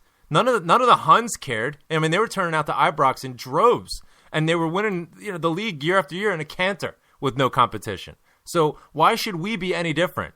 The context and the situation at this moment, in my opinion, is much more pure than it was then. I mean, we haven't done anything inappropriate or illegal or unsporting to do this. We rebuilt our stadium, increased the capacity to 60,000. We're increasing our marketing worldwide, increasing our revenue streams so that we can be more competitive than other teams in the league. That's fair. That's fair. We have the biggest ground, so therefore it's rational to say that we're going to have more revenue. And if we have more revenue, we're going to have more resources. We're not, taking money from a bank that's giving us an unlimited checkbook to use to spend our way out of this and putting ourselves in debt in the process. I mean, that's cheating. We're not cheating. We're doing this the right way. And there's no reason to be ashamed of that. We should be proud of it. This is our moment. We won. We should turn up every week and be proud. We see, you're speaking to a man who has only beaten one game this season. Well, I've only beaten one game. That was a Carrie Grande. I've been to 2 games. Home. Well, that says a lot, mate. You've been to 2 games and you're in the States. You know what I mean? That says a lot. But see, the difference is back then, if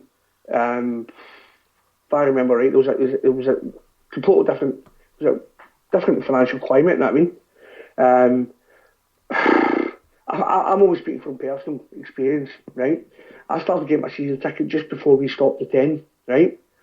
So my first 2 season tickets were bought with my mum and my dad, right? So obviously back then I didn't have to pay for it, you know what I mean? But for me, my personal experience is for me in terms of work, in terms of finance and so forth, in terms of my kids. You know what I mean, I've got a family now. There's other things that I could be doing, spending my Saturday afternoon now, you know what I mean? Absolutely. There's other things that I need to be spending my 25 quid a week on, you know what I mean? Absolutely. And I can imagine that's been the same with other fans. Yep. Also back then, you've also got the games are getting changed every 5 minutes. Yeah, I mean, you're true. thinking that you're going to a 3 o'clock kickoff. It's true. And then next thing you know, it's been changed to 12:30 on a Sunday. Yeah, it's hard to plan, your weekend, several weeks out when you don't know when the game's going to be played. Is it going to be switched around or whatever? That's a great point. Another point that you touched on. No, sorry, go ahead. No, carry on. I just wanted to pick up on a point that you mentioned. The climate was different back in the 90s, and I think that's something that I missed. And I want to get your thoughts on this because it is something that merits comparison.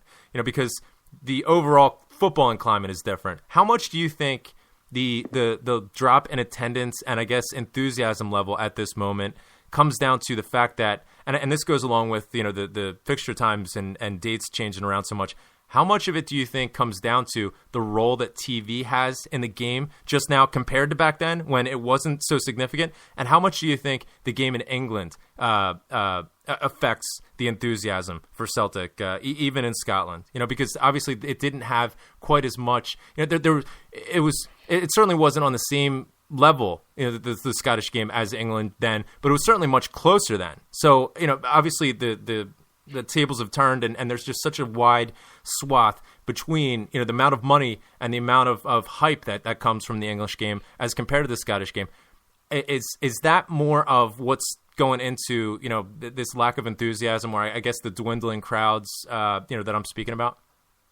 I could probably count close to 2 hands the different reasons why I've stopped kind of going to games. Not just TV, but I would say in overall media, because how easy is it just to go jump online and get a stream? Right. You know what I mean? Yeah. How easy is it just to jump online and get a stream for a game? Yeah. I stay about 60 an hour away from Parkhead, 40 minutes travel and then about a 20-minute walk up to Celtic Park. And obviously if everything was going right, I had the money and all that, and I didn't have the kids where, you know what I mean, the time and all that. I could probably go to games, but obviously different things is you have to spend £27 on a ticket. Yeah. You've you go, do you really want to turn up to Park Eden? It's like an absolute morgue. Yeah. Do you want to turn up to Park Eden? You're getting a camera shoved in your face. Yeah. There's all different. Definitely TV. I agree with you. For me, TV's ruined football. Yeah, I agree. It's completely. It's just not the same. You know what I mean, it's completely. It's part of the reason why football's sanitised. Yeah. Because you can't go on TV just in case the wrong thing gets sung, in case the wrong thing gets shown, all that kind of stuff. You know what I mean? There's a mass amount of reasons why the feeling towards going to a game of football is completely different now. You know what I mean? There's a mass of reasons. You mentioned you can count them on both hands. All sorts of different reasons why this dynamic is happening. But I'll bet not one of them is because Sevco isn't in the top flight. No, definitely not. And that's the story that they're trying to put out there. Mate, I've said well before. I think I've said to yourself before. See if they, whatever occupier at Ibrox turns up in the SPL again, I will not go and face one of their games. I will not go and attend another Celtic versus the occupier of Ibrox. You know what I mean? Yeah. Simply because the hatred it brings, the just the whole, I mean, the whole package that they bring. I don't miss them. No. I don't miss them. No. Honestly, when the whole restructuring of the leagues was getting introduced, I was sitting thinking to myself, I would actually give away some of the prize money that Celtic would get for winning the league, and I would provide it to the rest of the teams, as long as it made them more competitive. Right. See the TV money that Celtic brought in? Celtic got the largest percentage of it. I would give it away to the rest of the teams in the SPL, as long as it made them more competitive. I agree. If it made them more competitive, then it means that the fans don't have to worry about being bringing them back up or bringing some reincarnation of Rangers back in. Agreed.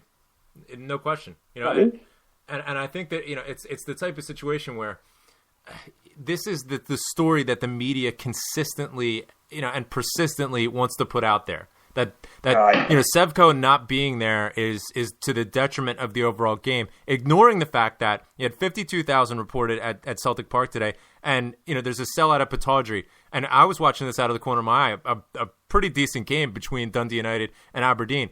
Aberdeen, Pataudry sold out, many weeks, or if they're not sold out, they're selling many more tickets now as compared to when Rangers were still in the league. This idea that, Rangers leaving caused this problem. There was already a problem when Rangers were still in the league, and Rangers were part of the problem that got us to this point. And that's the point that I think that you're getting at, where it's become so anti-competitive, and a lot of these other clubs, their supporters, they're like, oh, well, why am I going to turn up, when it's a foregone conclusion what's going to happen, with the top two.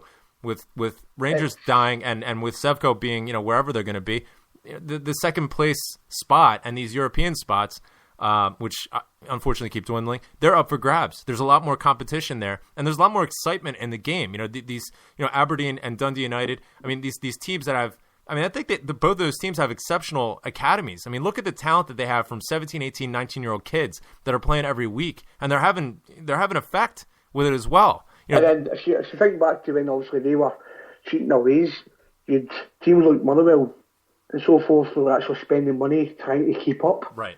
Buying players, bringing players like John Spencer over from the States and paying them obscene wages. You know what I mean? Right. But see, for me, this whole carry on, and it's quite fun. I seen something in the English Premiership midweek. It was kind of similar to also what happened when they died. It was this is all controlled with the leagues trying to make sure that they can gain as much money as possible out of a situation. Of course. Also in the media as well. Of course. Right? Yep. You look at Man United. There was a suggestion from one of the English Premier League chairman or something that says that a poor Man United will harm the English Premier League.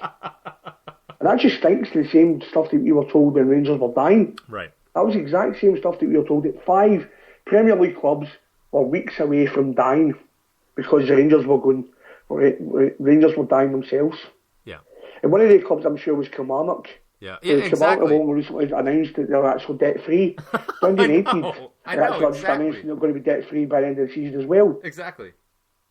So this Armageddon that everybody talks about, it's absolute nonsense. And again, I mean, obviously, I don't have the same perspective that many folks have where, I didn't live through the 90s as a Celtic fan, and I didn't have to sort of deal with all of the just abuse, really, that Celtic supporters had to go through and just sort of the downtimes. And I didn't have the perspective of, the Scottish game as compared to other leagues and this TV situation. But with that being said, I'm not going to be ashamed of Celtic's success at this point. We earned it. We deserve it. And I'm going to be proud of it. And I'm going to be just as excited to celebrate this league title, last year's league title, and the next 7 league titles that we win, going forward, regardless of whether or not Sevco's in the league. Yeah. I was listening to Celtic Dreams last night, and I think it was it Simmy, maybe G, was talking to Polly. Yeah, they all talk shit. And, no, talk shit, but this is a very, very good point. I'm just kidding. I love them. Mate, on a Friday night in Scotland, most of the people talk shit, so it's only... Myself included.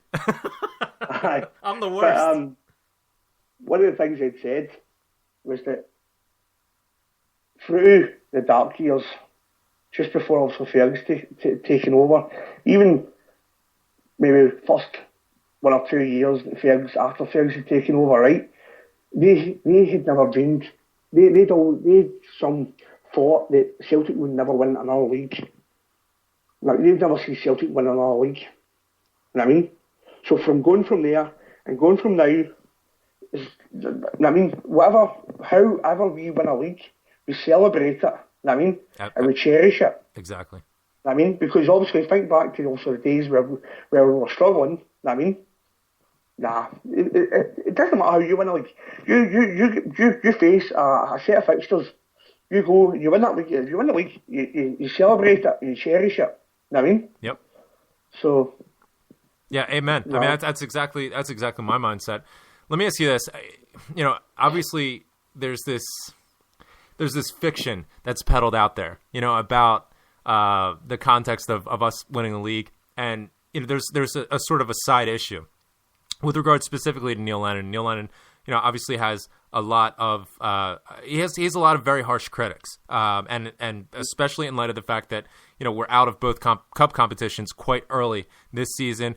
We didn't, obviously have a very good. In fact, I'd probably say we had a bad Champions League campaign. In this past season, and Neil Lennon's coming under a lot of criticism about the fact that he hasn't won the treble. Now, my question is, how many trebles did the Huns win when they were cheating their way to 9 in a row? Right, 1, and they cheated to get it.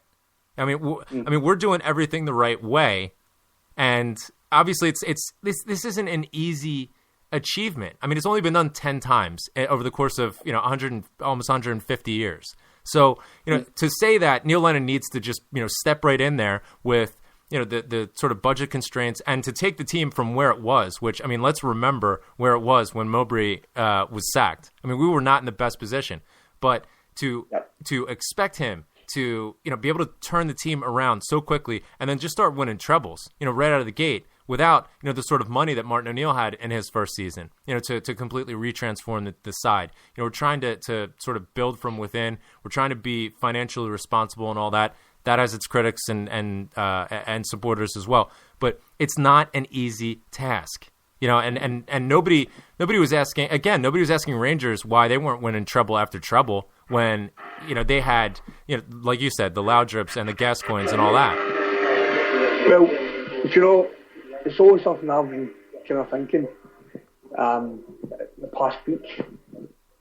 It was after reading something what I think it was Sally McCoy was saying along the lines of he's not sure if they could ever stop us doing 10 in a row. I'm sure he can't. Let me answer that for you, Sally. Let me confirm it for you. You won't stop 10 in a row. What I'm actually thinking, right, and I'm hoping this is the case, right? We've obviously been critics. I think I've shared a conversation myself about obviously no kind of going out there and buying a striker and all that kind of stuff, right? How we're going to obviously selling players and Wanyama and all that. and we're earning revenue from the Champions League and so forth. There's no really going out and spending really big money and all that, right? Replacing big players. But I'm getting this feeling in the back of my head that the fact that we're just waiting to see what form, what sort of reincarnation actually comes back into the SPL. I agree. See what they come and what they come with, I right? agree. Yep. And I'm thinking, obviously, we're just sitting there with a pot to see, okay, what they're going to spend. Mm-hmm. Are they going to go and spend? I mean, is Dave King going to come in and he's going to start splashing the cash? If he is, well, that's okay, because we've got a pot of cash here. We're just going, if they want to spend a fiver, we'll spend a tenner. You know what I mean?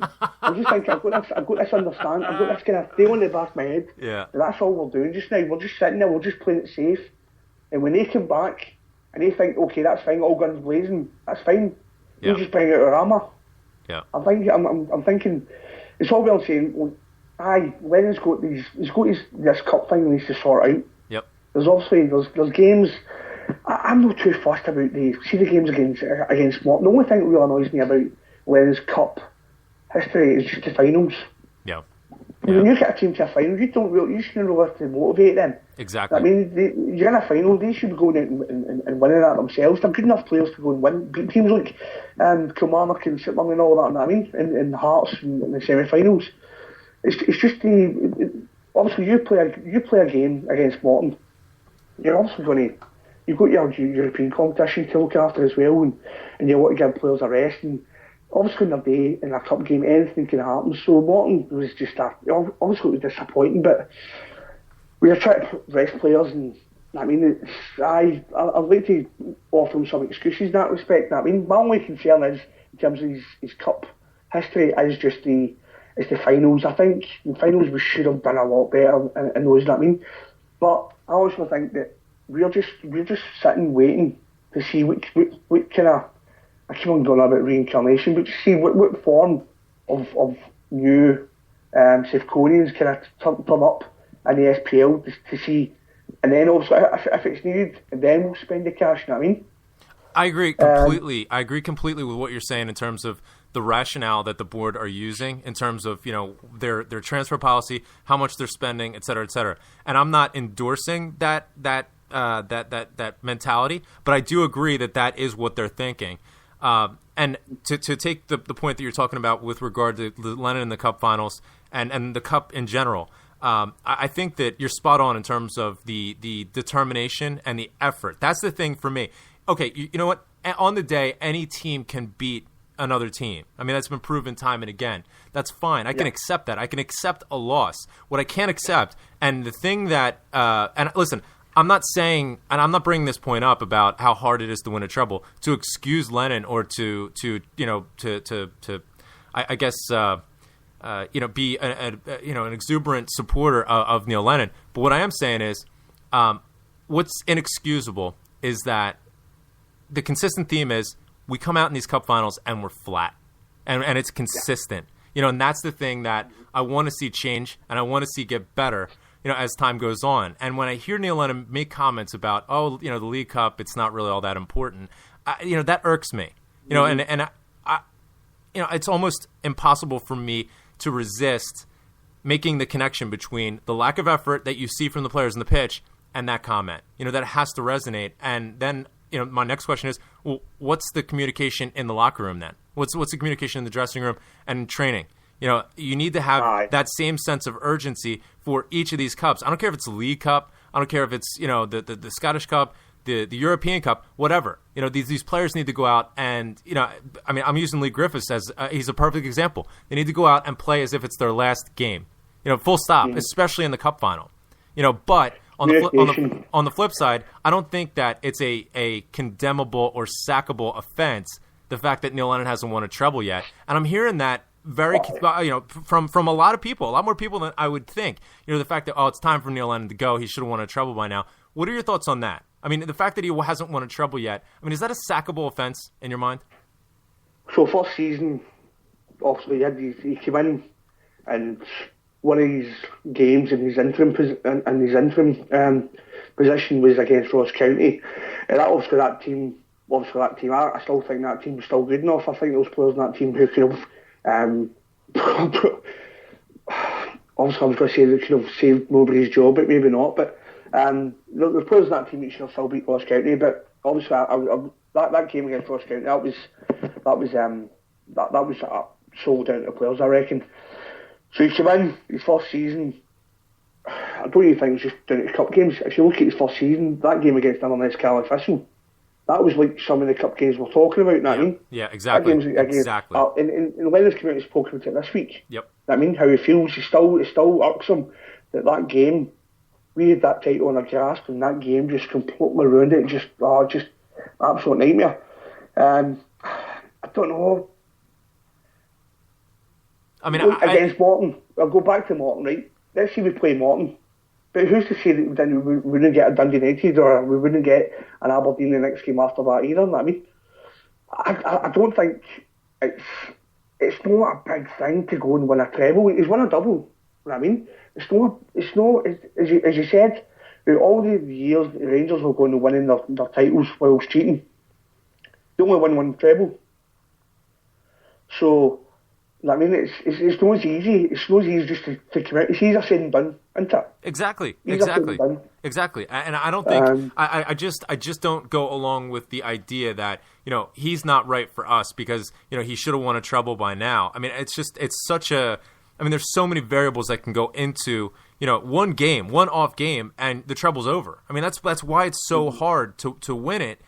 And I think along that same line, I don't think that Neil Lennon is going to be content with his time at Celtic until he wins the treble. Now, granted, we have a huge advantage in terms of resources and et cetera, and I think out of any team, we have the best chance. And I think that given time, I think Neil Lennon can win the treble. But it's the type of thing, if I'm going to be critical of Neil Lennon, I'm going to be critical of exactly what you're pointing out, the determination and the energy level and the effort that's put into, to some of these cup games. I think that it's a lot to sort of digest, in the progression of Neil Lennon's time as manager, going from not getting any European football and then sort of getting into the Europa League and the back door and then, progressing into the Champions League and now, setting our sights on becoming a perennial Champions League group stage side, especially given the fact that, there's so many financial rewards that come from that. It's a lot to digest and manage, in terms of what are you going to prioritize, especially early on in the season. And I think that it's not the type of thing that can be fixed by having more resources or having more money to go out and buy players. It's a fluid situation in terms of players leaving, players coming in, fitting them in so that you can get a successful run. I mean, perfect example, Gary Hooper leaves, we go out and spend reportedly $2 to $3 million on Pookie, try and slot him in. Even though we had, the resources and more resources than any club to go out and get a player like Pookie, sometimes it just doesn't come off. And, you can't put all of that blame on Neil Lennon, especially a month after we bought Pookie when we went out to Morton. Yep. No, I agree with that. The only other thing I would say in terms of my gripes with Lennon, I says, I'm a big Lennon backer. I hope he stays for many years and he wins many trophies and titles and all that. I agree. The only other thing I would say is obviously he does give a bit too much. There's too much of a pals act in terms of Lennon and some of his players. Samaras is obviously a key thing to that. He's come out and says what I think was yesterday or today. He's come out and says how he's want to give Samaras game time in order to lead him up to the World Cup, even though he thinks that Samaras is going to leave. I'm sorry, but if Samaras really wanted game time and he really knew that he wasn't going to stay at Celtic, he should have went elsewhere. Exactly. You know what I mean? Exactly. You should have went elsewhere and got game time. Exactly. If you're not going to sit and devote your time to Celtic, then you don't even deserve time on the bench, never mind time in a game. So I think there's an element where he likes to stick. And don't get me wrong, when Samaras goes in, I wish him well. You know what I mean? Exactly. But he's given us lots of good moments, but I still think there's just times where, right, okay, Samaras, you're no willing to devote your time to Celtic. So what I'm going to do is I'm going to bring in a youth team player. I'm going to give them. They're the future. They're the ones that want to play. You know what I mean? So that's the way I've kind of gripe I've got is the final. When it comes to a final, and it's maybe just a bit of a pals act sometimes. Yep. It kind of irks me. Yeah, definitely. Well said, pal. Thanks so much for calling in. No, you're welcome. Cheers for having us on. Cheers. All the best, man. Yep. But, Graham, one last thing, mate. Yes, sir. Yeah, you're an American. I don't even know why you shouldn't even have a voice in Celtic. I don't know what I mean. Why you think you should have a voice in Celtic? You know what I mean? What do you mean by that, like specifically? That was tongue in cheek, mate. That was tongue in cheek. I know what you're saying. Well, I mean, nonsense, but you know how these Americans are. You know, I mean, I'm a typical American. I go and point my nose in the affairs of every country all over the world. You know, but listen, I have a good heart. You know, I mean, well, there we go, mate. As you said, right? You I've might been not to one game this season, and you've been to two, and you're how many thousand miles away? No, don't try and trunch me in as some Uber like I'm saying. I've been to more games and I'm a better supporter. No, listen, I have a good heart, and listen, you might not agree with anything that I say, let alone some things or nothing or whatever, but my heart is for the best of Celtic based on what I feel, and that's it. I mean, I don't come out on this show or other shows or whatever because I don't like Celtic or whatever. If I don't like Celtic, I wouldn't even bother. But I love the club. I love what it's about. I love what it represents, and I feel lucky just to be a supporter and to be part of it. To be honest, pal. See for you, boys like you, Yampy, Rev. See boys like you who are really shouldn't be Celtic fans, if you know what I mean. Yeah. I don't mean that in any disrespect or none. Right. I mean, when I say you shouldn't be Celtic fans, obviously the fact that you're so many thousand miles away, right? And there's so many other 1,000 clubs that you could support, but you pick Celtic, right? And you devote your time to Celtic, and you spread the word of Celtic. Right. See, that for me, that's good enough, and you shouldn't be disrespected in any way. If you've got an opinion on Celtic, your opinion is just as valid as what my opinion is. Just as valid as any other Celtic fan who goes home, away, European game, whatnot. You know what I mean? Yeah. Your opinion counts just as much as anybody else's, and anybody that tells you anything differently, then two fingers up to them. You know what I mean? Even the Rev? Oh, even the Rev, aye. I don't speak to the Rev much, you know what I mean? He just kind of sits in the background, doesn't say much. I even forgot he was on the call, you know what I mean? We know what Rev's up to. Cheers, pal. God bless you. All the best.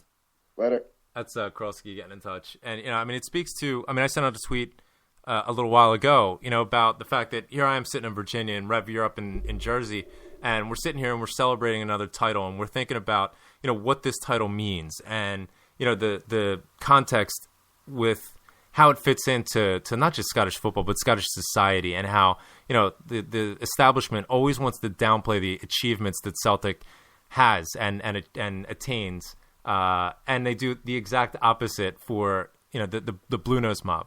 And, not even just them. I mean, not trying to do like a victim's complex or anything, but, Wednesday I took a picture, I put it up, with my TV and like my Celtic scarf draped over and like a beer in front of the TV, that I'm celebrating. And then I get the people that, people that I know over here that are just like, oh, wow, such an achievement, no competition. It's so easy. And this one random Aberdeen guy that I know that only pops up every once in a while when he's got something bad to say about Celtic. And he's like, it's like, oh, well, we won the other cup and you can't beat us and blah, blah, blah. It's you like, should just block them. Yeah, it's like, goodbye, go away. Just block them. No one's going to ruin my celebration. Block them. That's what I do. Rev, he's got no hair. Block them. They want to talk shit to you? An Aberdeen supporter? What, are you kidding me? He's got no hair. How many of them have audio fanfare? This is quality. Sheep-shagging bastards don't get this sort of fanfare. He's got no hair. Reverb. He's got no hair. Hit the high note. Holy shit. I have issues. But you know what I mean? Like, I'm kind of tired of explaining to people who think they know that, it's not our fault that, other teams got punished and had to go to sleep forever because They cheated. It's not our fault we have a 60,000 seater stadium, in Glasgow. We're the biggest club in Scotland at the moment. We have a worldwide support that dwarfs any other Scottish team. Quit hating, bitch. Yeah. Haters gonna hate. And look, there's also a huge other element that people who support other teams don't understand, and they won't understand because they can't understand. I sent a tweet out. And this gets back to my earlier point, just being just sort of letting it sink in, we're the champions and, where we are at this moment, as a club. And, it really just, I don't know. It's hard for me to explain, but, it goes back to why we support Celtic. 127 years ago, Andrew Cairns came with an idea for a club, and it circumnavigated the world so that like-minded people across the entire planet can come together and unite around this singular concept. That's something that the Aberdeen support of the world can't come to grips with or understand. That's something that the Man U supporters can't ever understand. That's something that Chelsea supporters especially will never understand. I mean, does the like-minded reverence of Russian oligarchs unite people all over the world to go and support Chelsea? No.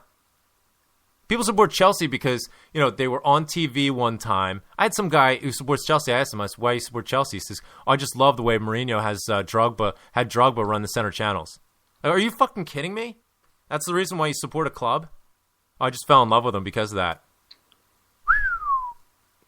I mean, Celtic is so much more than winning a title or, having a points record or beating Barcelona, or winning a treble.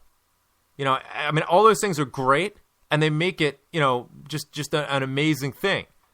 But at its core, it's something that other supporters of other clubs can't ever identify with.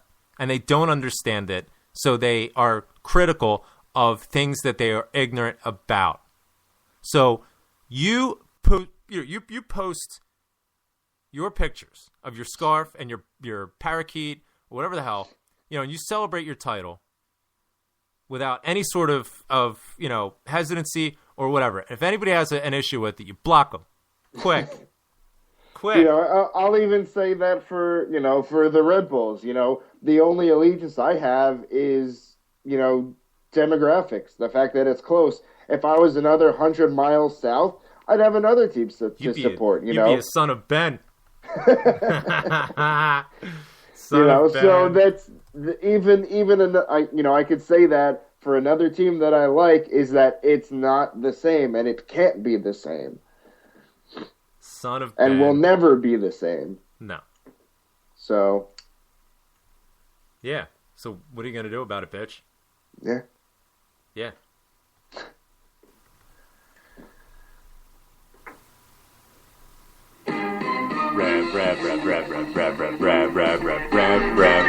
Fanfare! He's got no hair.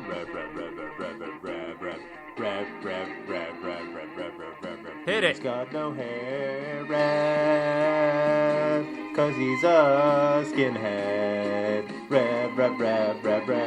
Oh my god.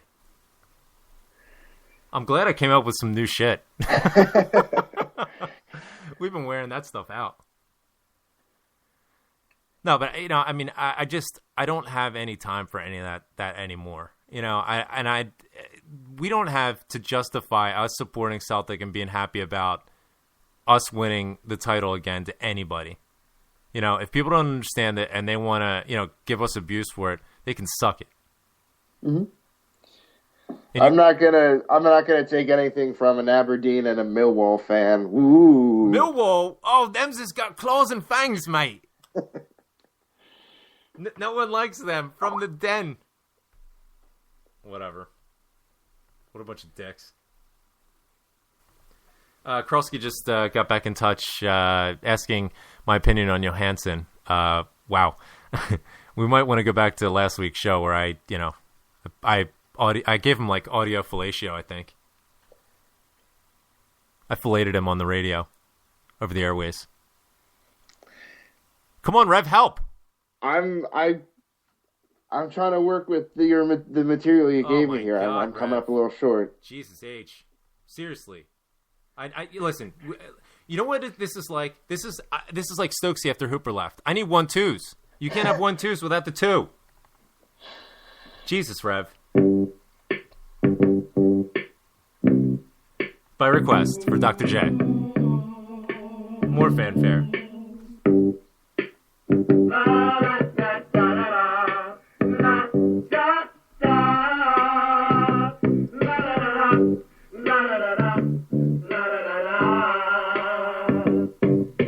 Rev was gonna watch the game, but then he got high. He was gonna get up early, take notes, but he got high.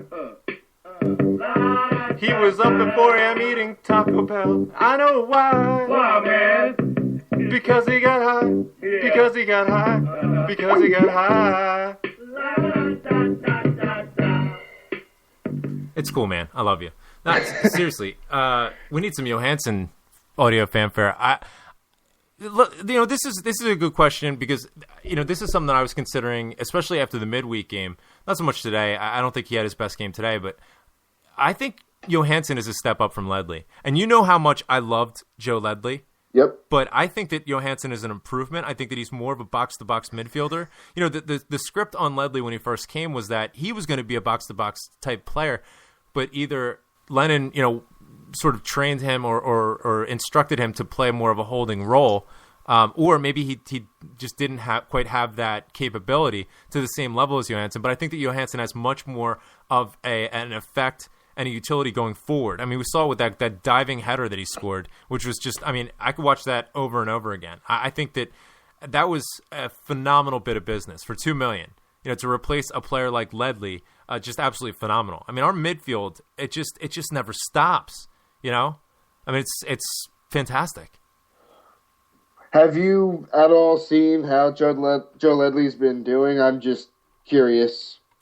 I mean, he's done all right. He's holding his own. He scored a couple of goals. I think he's playing mostly left back for Crystal Palace. To be honest with you, really? I don't watch a lot of EPL, and I watch even less Crystal Palace. But his first couple of games, I tried to to get some highlights on, and I mean, it looks like he's being well received by Palace fans, and he's playing. I mean, it's just Joe Ledley. He just goes out and he does a job.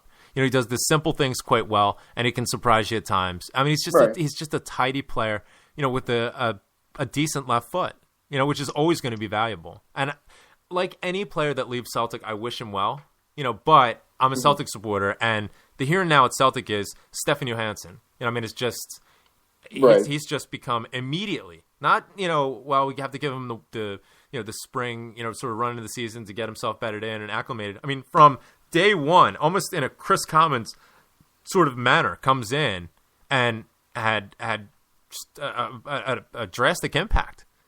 I love him. Crystal Palace beat Chelsea today, I think. So yes, just keeping that going. They did. Yes, I love anytime. Mourinho, he was not fantastic today. We went out and we played against the Crystal Palace. I got to say, the referee, he was crap. That Lamps and John Terry, he scored an own goal. That is not fantastic. We must look for a new center back. David Luiz, you look like Sideshow Bob. Must get a new center half in the summer. Be champions. What would you do if Chelsea put in a bid for Van Dijk? I'd start. Never gonna happen, but I mean, I'd start the bidding at $20 million. It would be the type of situation where, well, I think he's probably worth about $10 million, but for you guys, yeah, exactly. 20. You want him, you gotta pay. Yeah. I mean, I great example, perfect sort of analogy. Watching the El Clasico last Sunday. I mean, what an amazing game. Just back and forth. And I was just thinking to myself, I haven't seen a Clasico like this that's been this exciting in years. What's been happening over the past several years? Mourinho was at Real Madrid. I mean, Real Madrid is such a different team now under Ancelotti. And Ancelotti isn't like, one of these free-flowing attacking sort of mindsets. But he goes out there, and it's just such a dramatic upgrade over, just the shitty Mourinho style of play. Poking people's eyes out and, all the bullshit with Ronaldo and sitting Iker and, just whatever. It's always so much about him. The quality of football is just so cynical and shitty. And once again, we have a Clasico that is worth watching and exciting. I mean, regardless of who you're rooting for in the day, football won, as a result of that. And that gets me back to my original point. I feel for anybody that has to go and play for Mourinho. I mean, granted, yes, he can get results. Look, I mean, he's won 2 Champions League titles. I mean, not many managers have done that. And he's done it with 2 separate teams. But, there's more. Listen, this is my idealistic mentality speaking. Obviously, you want to win trophies, but I'd also like to win trophies playing the right way, not playing like a shithead. So I'm not just Van Dijk, but any player, but certainly Van Dijk, I think it would be such a waste, if he would go to Chelsea and just sort of get dumbed down by my fantastic tactics. I'm going to bring Van Dijk in, and I'm going to strip him of all technique and flair. You sit back right next to JT. You do not venture into the midfield at all. No. You have to kick it out wide, and then we're going to cross. Whip it in. Does that answer your question? It does, thank you. Fantastic. Hey, why don't we call Yampy one more time? Let's just do Yampy's fanfare, because this is the fanfare show. I'm quite proud of my fanfare. So Yampy's irate. He knows it's too late to buy strikers in July. Damn right. So Yampy can't wait. He's justified in his anger. You gotta say. Definitely gotta say.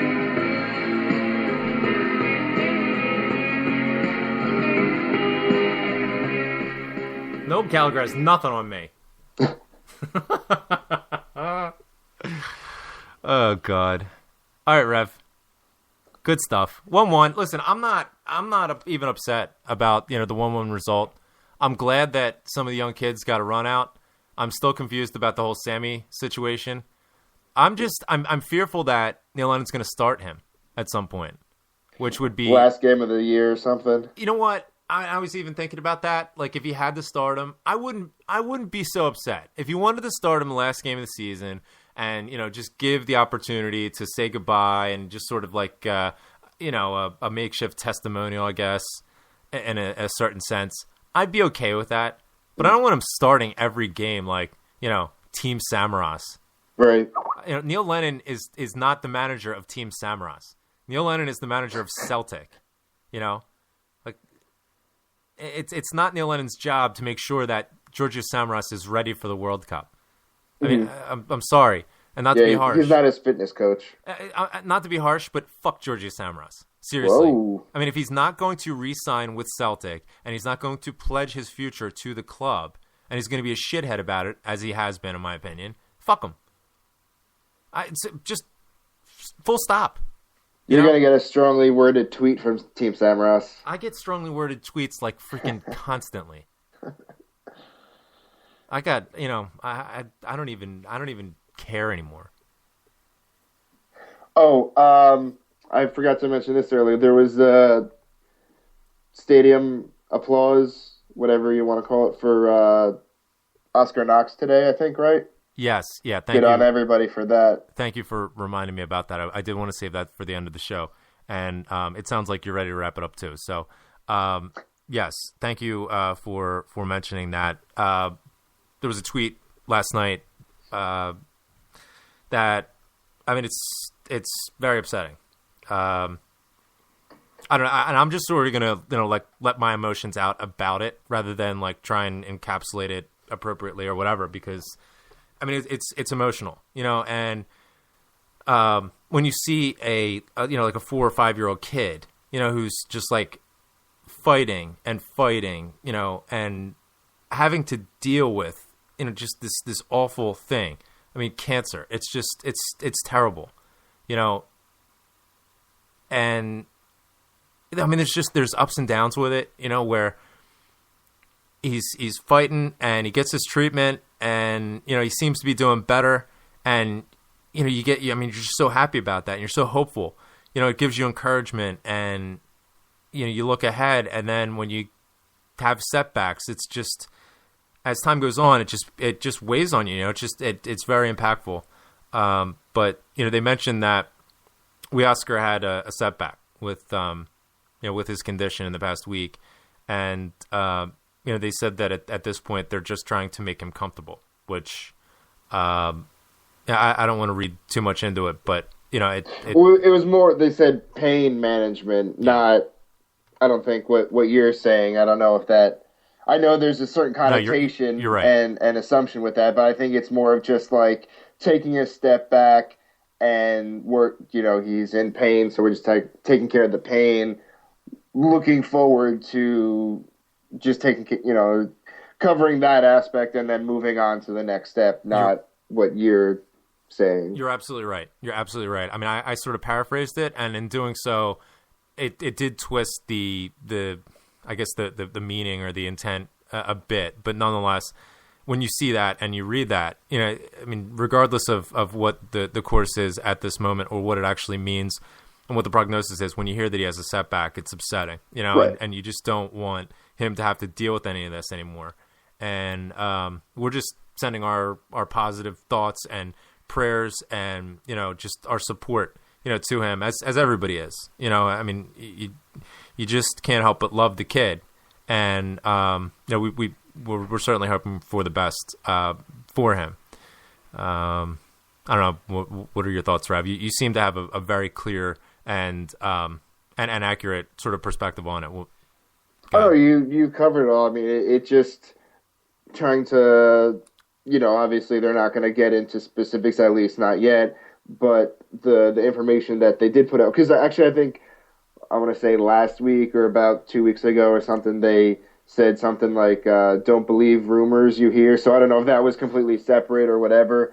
But then, which I didn't see anything anyway, so I don't know exactly what that was in reference to, but I can, make some assumptions. But, now within the last 24 hours or so, it seems like he's gone, and that's what it seems, unfortunately, that it's like with him. It's like, one step forward, 2 steps back kind of thing. But hopefully it's just, look at it logically and just, okay, a little bit of setback, take care of it, take care of the pain. I don't know what, you can't give a little kid like morphine and shit like that. But, just make him comfortable in the now, but with the assumption that, all right, go to the next round of whatever has to do to try and eliminate this once and for all, hopefully, finally. Yeah. So, I mean, we're hopeful, for him, and, we're thinking about him as well. So, and it was a great display at the ground today. The moments of applause for him. So, all the best to Oscar and his family. God bless you. And, we're praying for you. So, all right, Rev. Good stuff. Should we do one more? Take us out on a positive note. What should we do? Here, I got all my I got all my fanfares lined up. I mean, we can do some old school if you want. Do a Dr. J one, since he wanted one for me. Dr. J, yeah, I'll do a Dr. J. We could do that. I mean, considering I forgot, to play it while he was on. This is awful. I need a newer for him too. Doctor. gave me the news. I'm going ball deep because of you. We're gonna breach in Myrtle Beach. I'm going ball deep because of you. So we just went from sad to just absolutely atrocious. Good Lord. Here's a good one. Here's a blast from the past. Deco thinks he can fly. Deco. I know he's in the chat room. I don't know what the hell's wrong with that guy.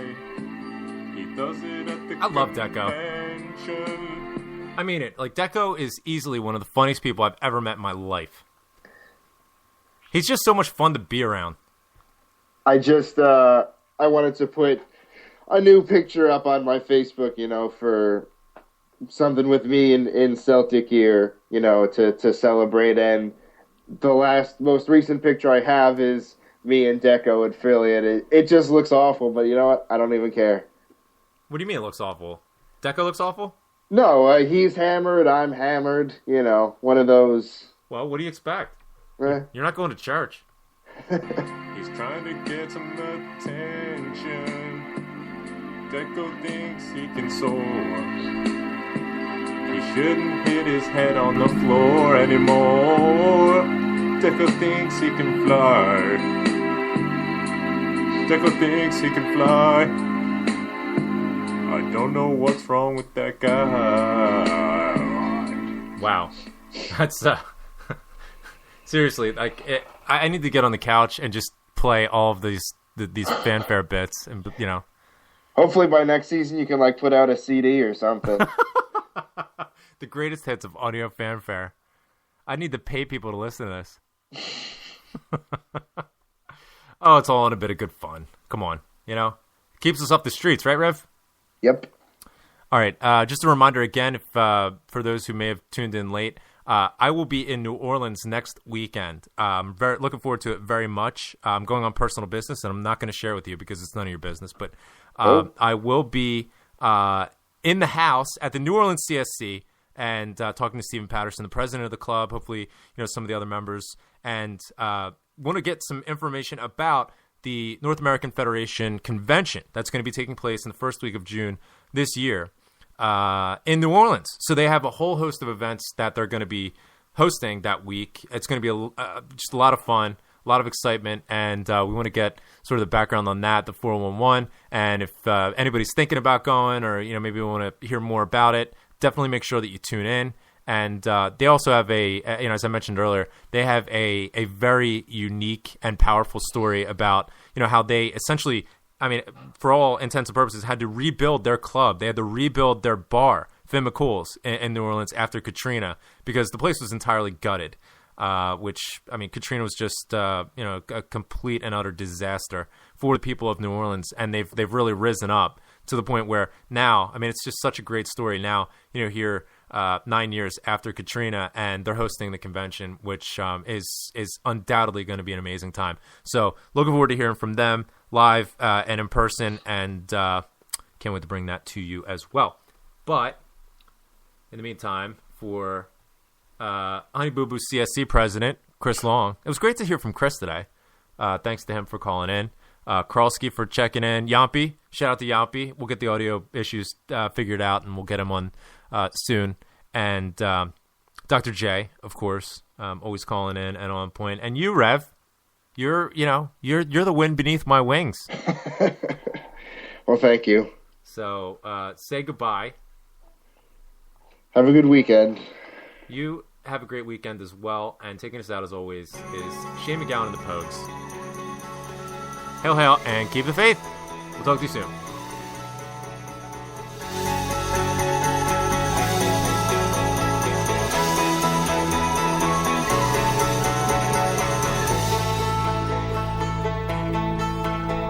The island, it is silent now, but the ghosts still haunt the waves.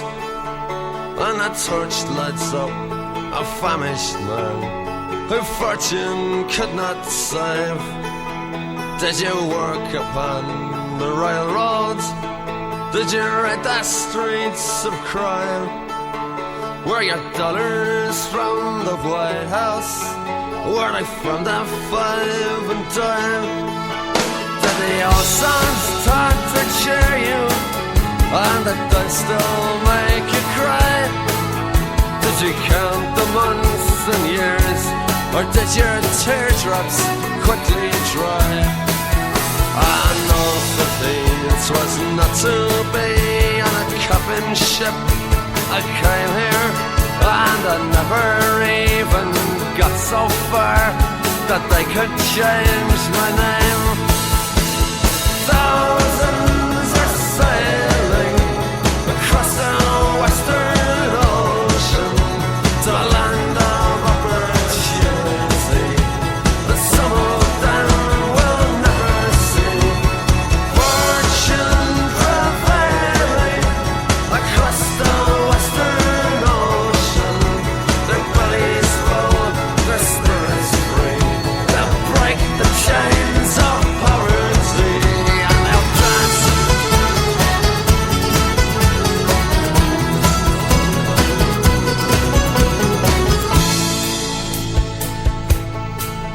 In Manhattan's desert twilight, in the dead of afternoon, we stepped hand in hand on Broadway, like the first man on the moon. And a blackbird broke the silence as you whistled, it's so sweet. And in Brendan Behan's footsteps, I danced up and down the street. And we said goodnight to Broadway, giving it our best regards. Took our hats to Mr. Cohen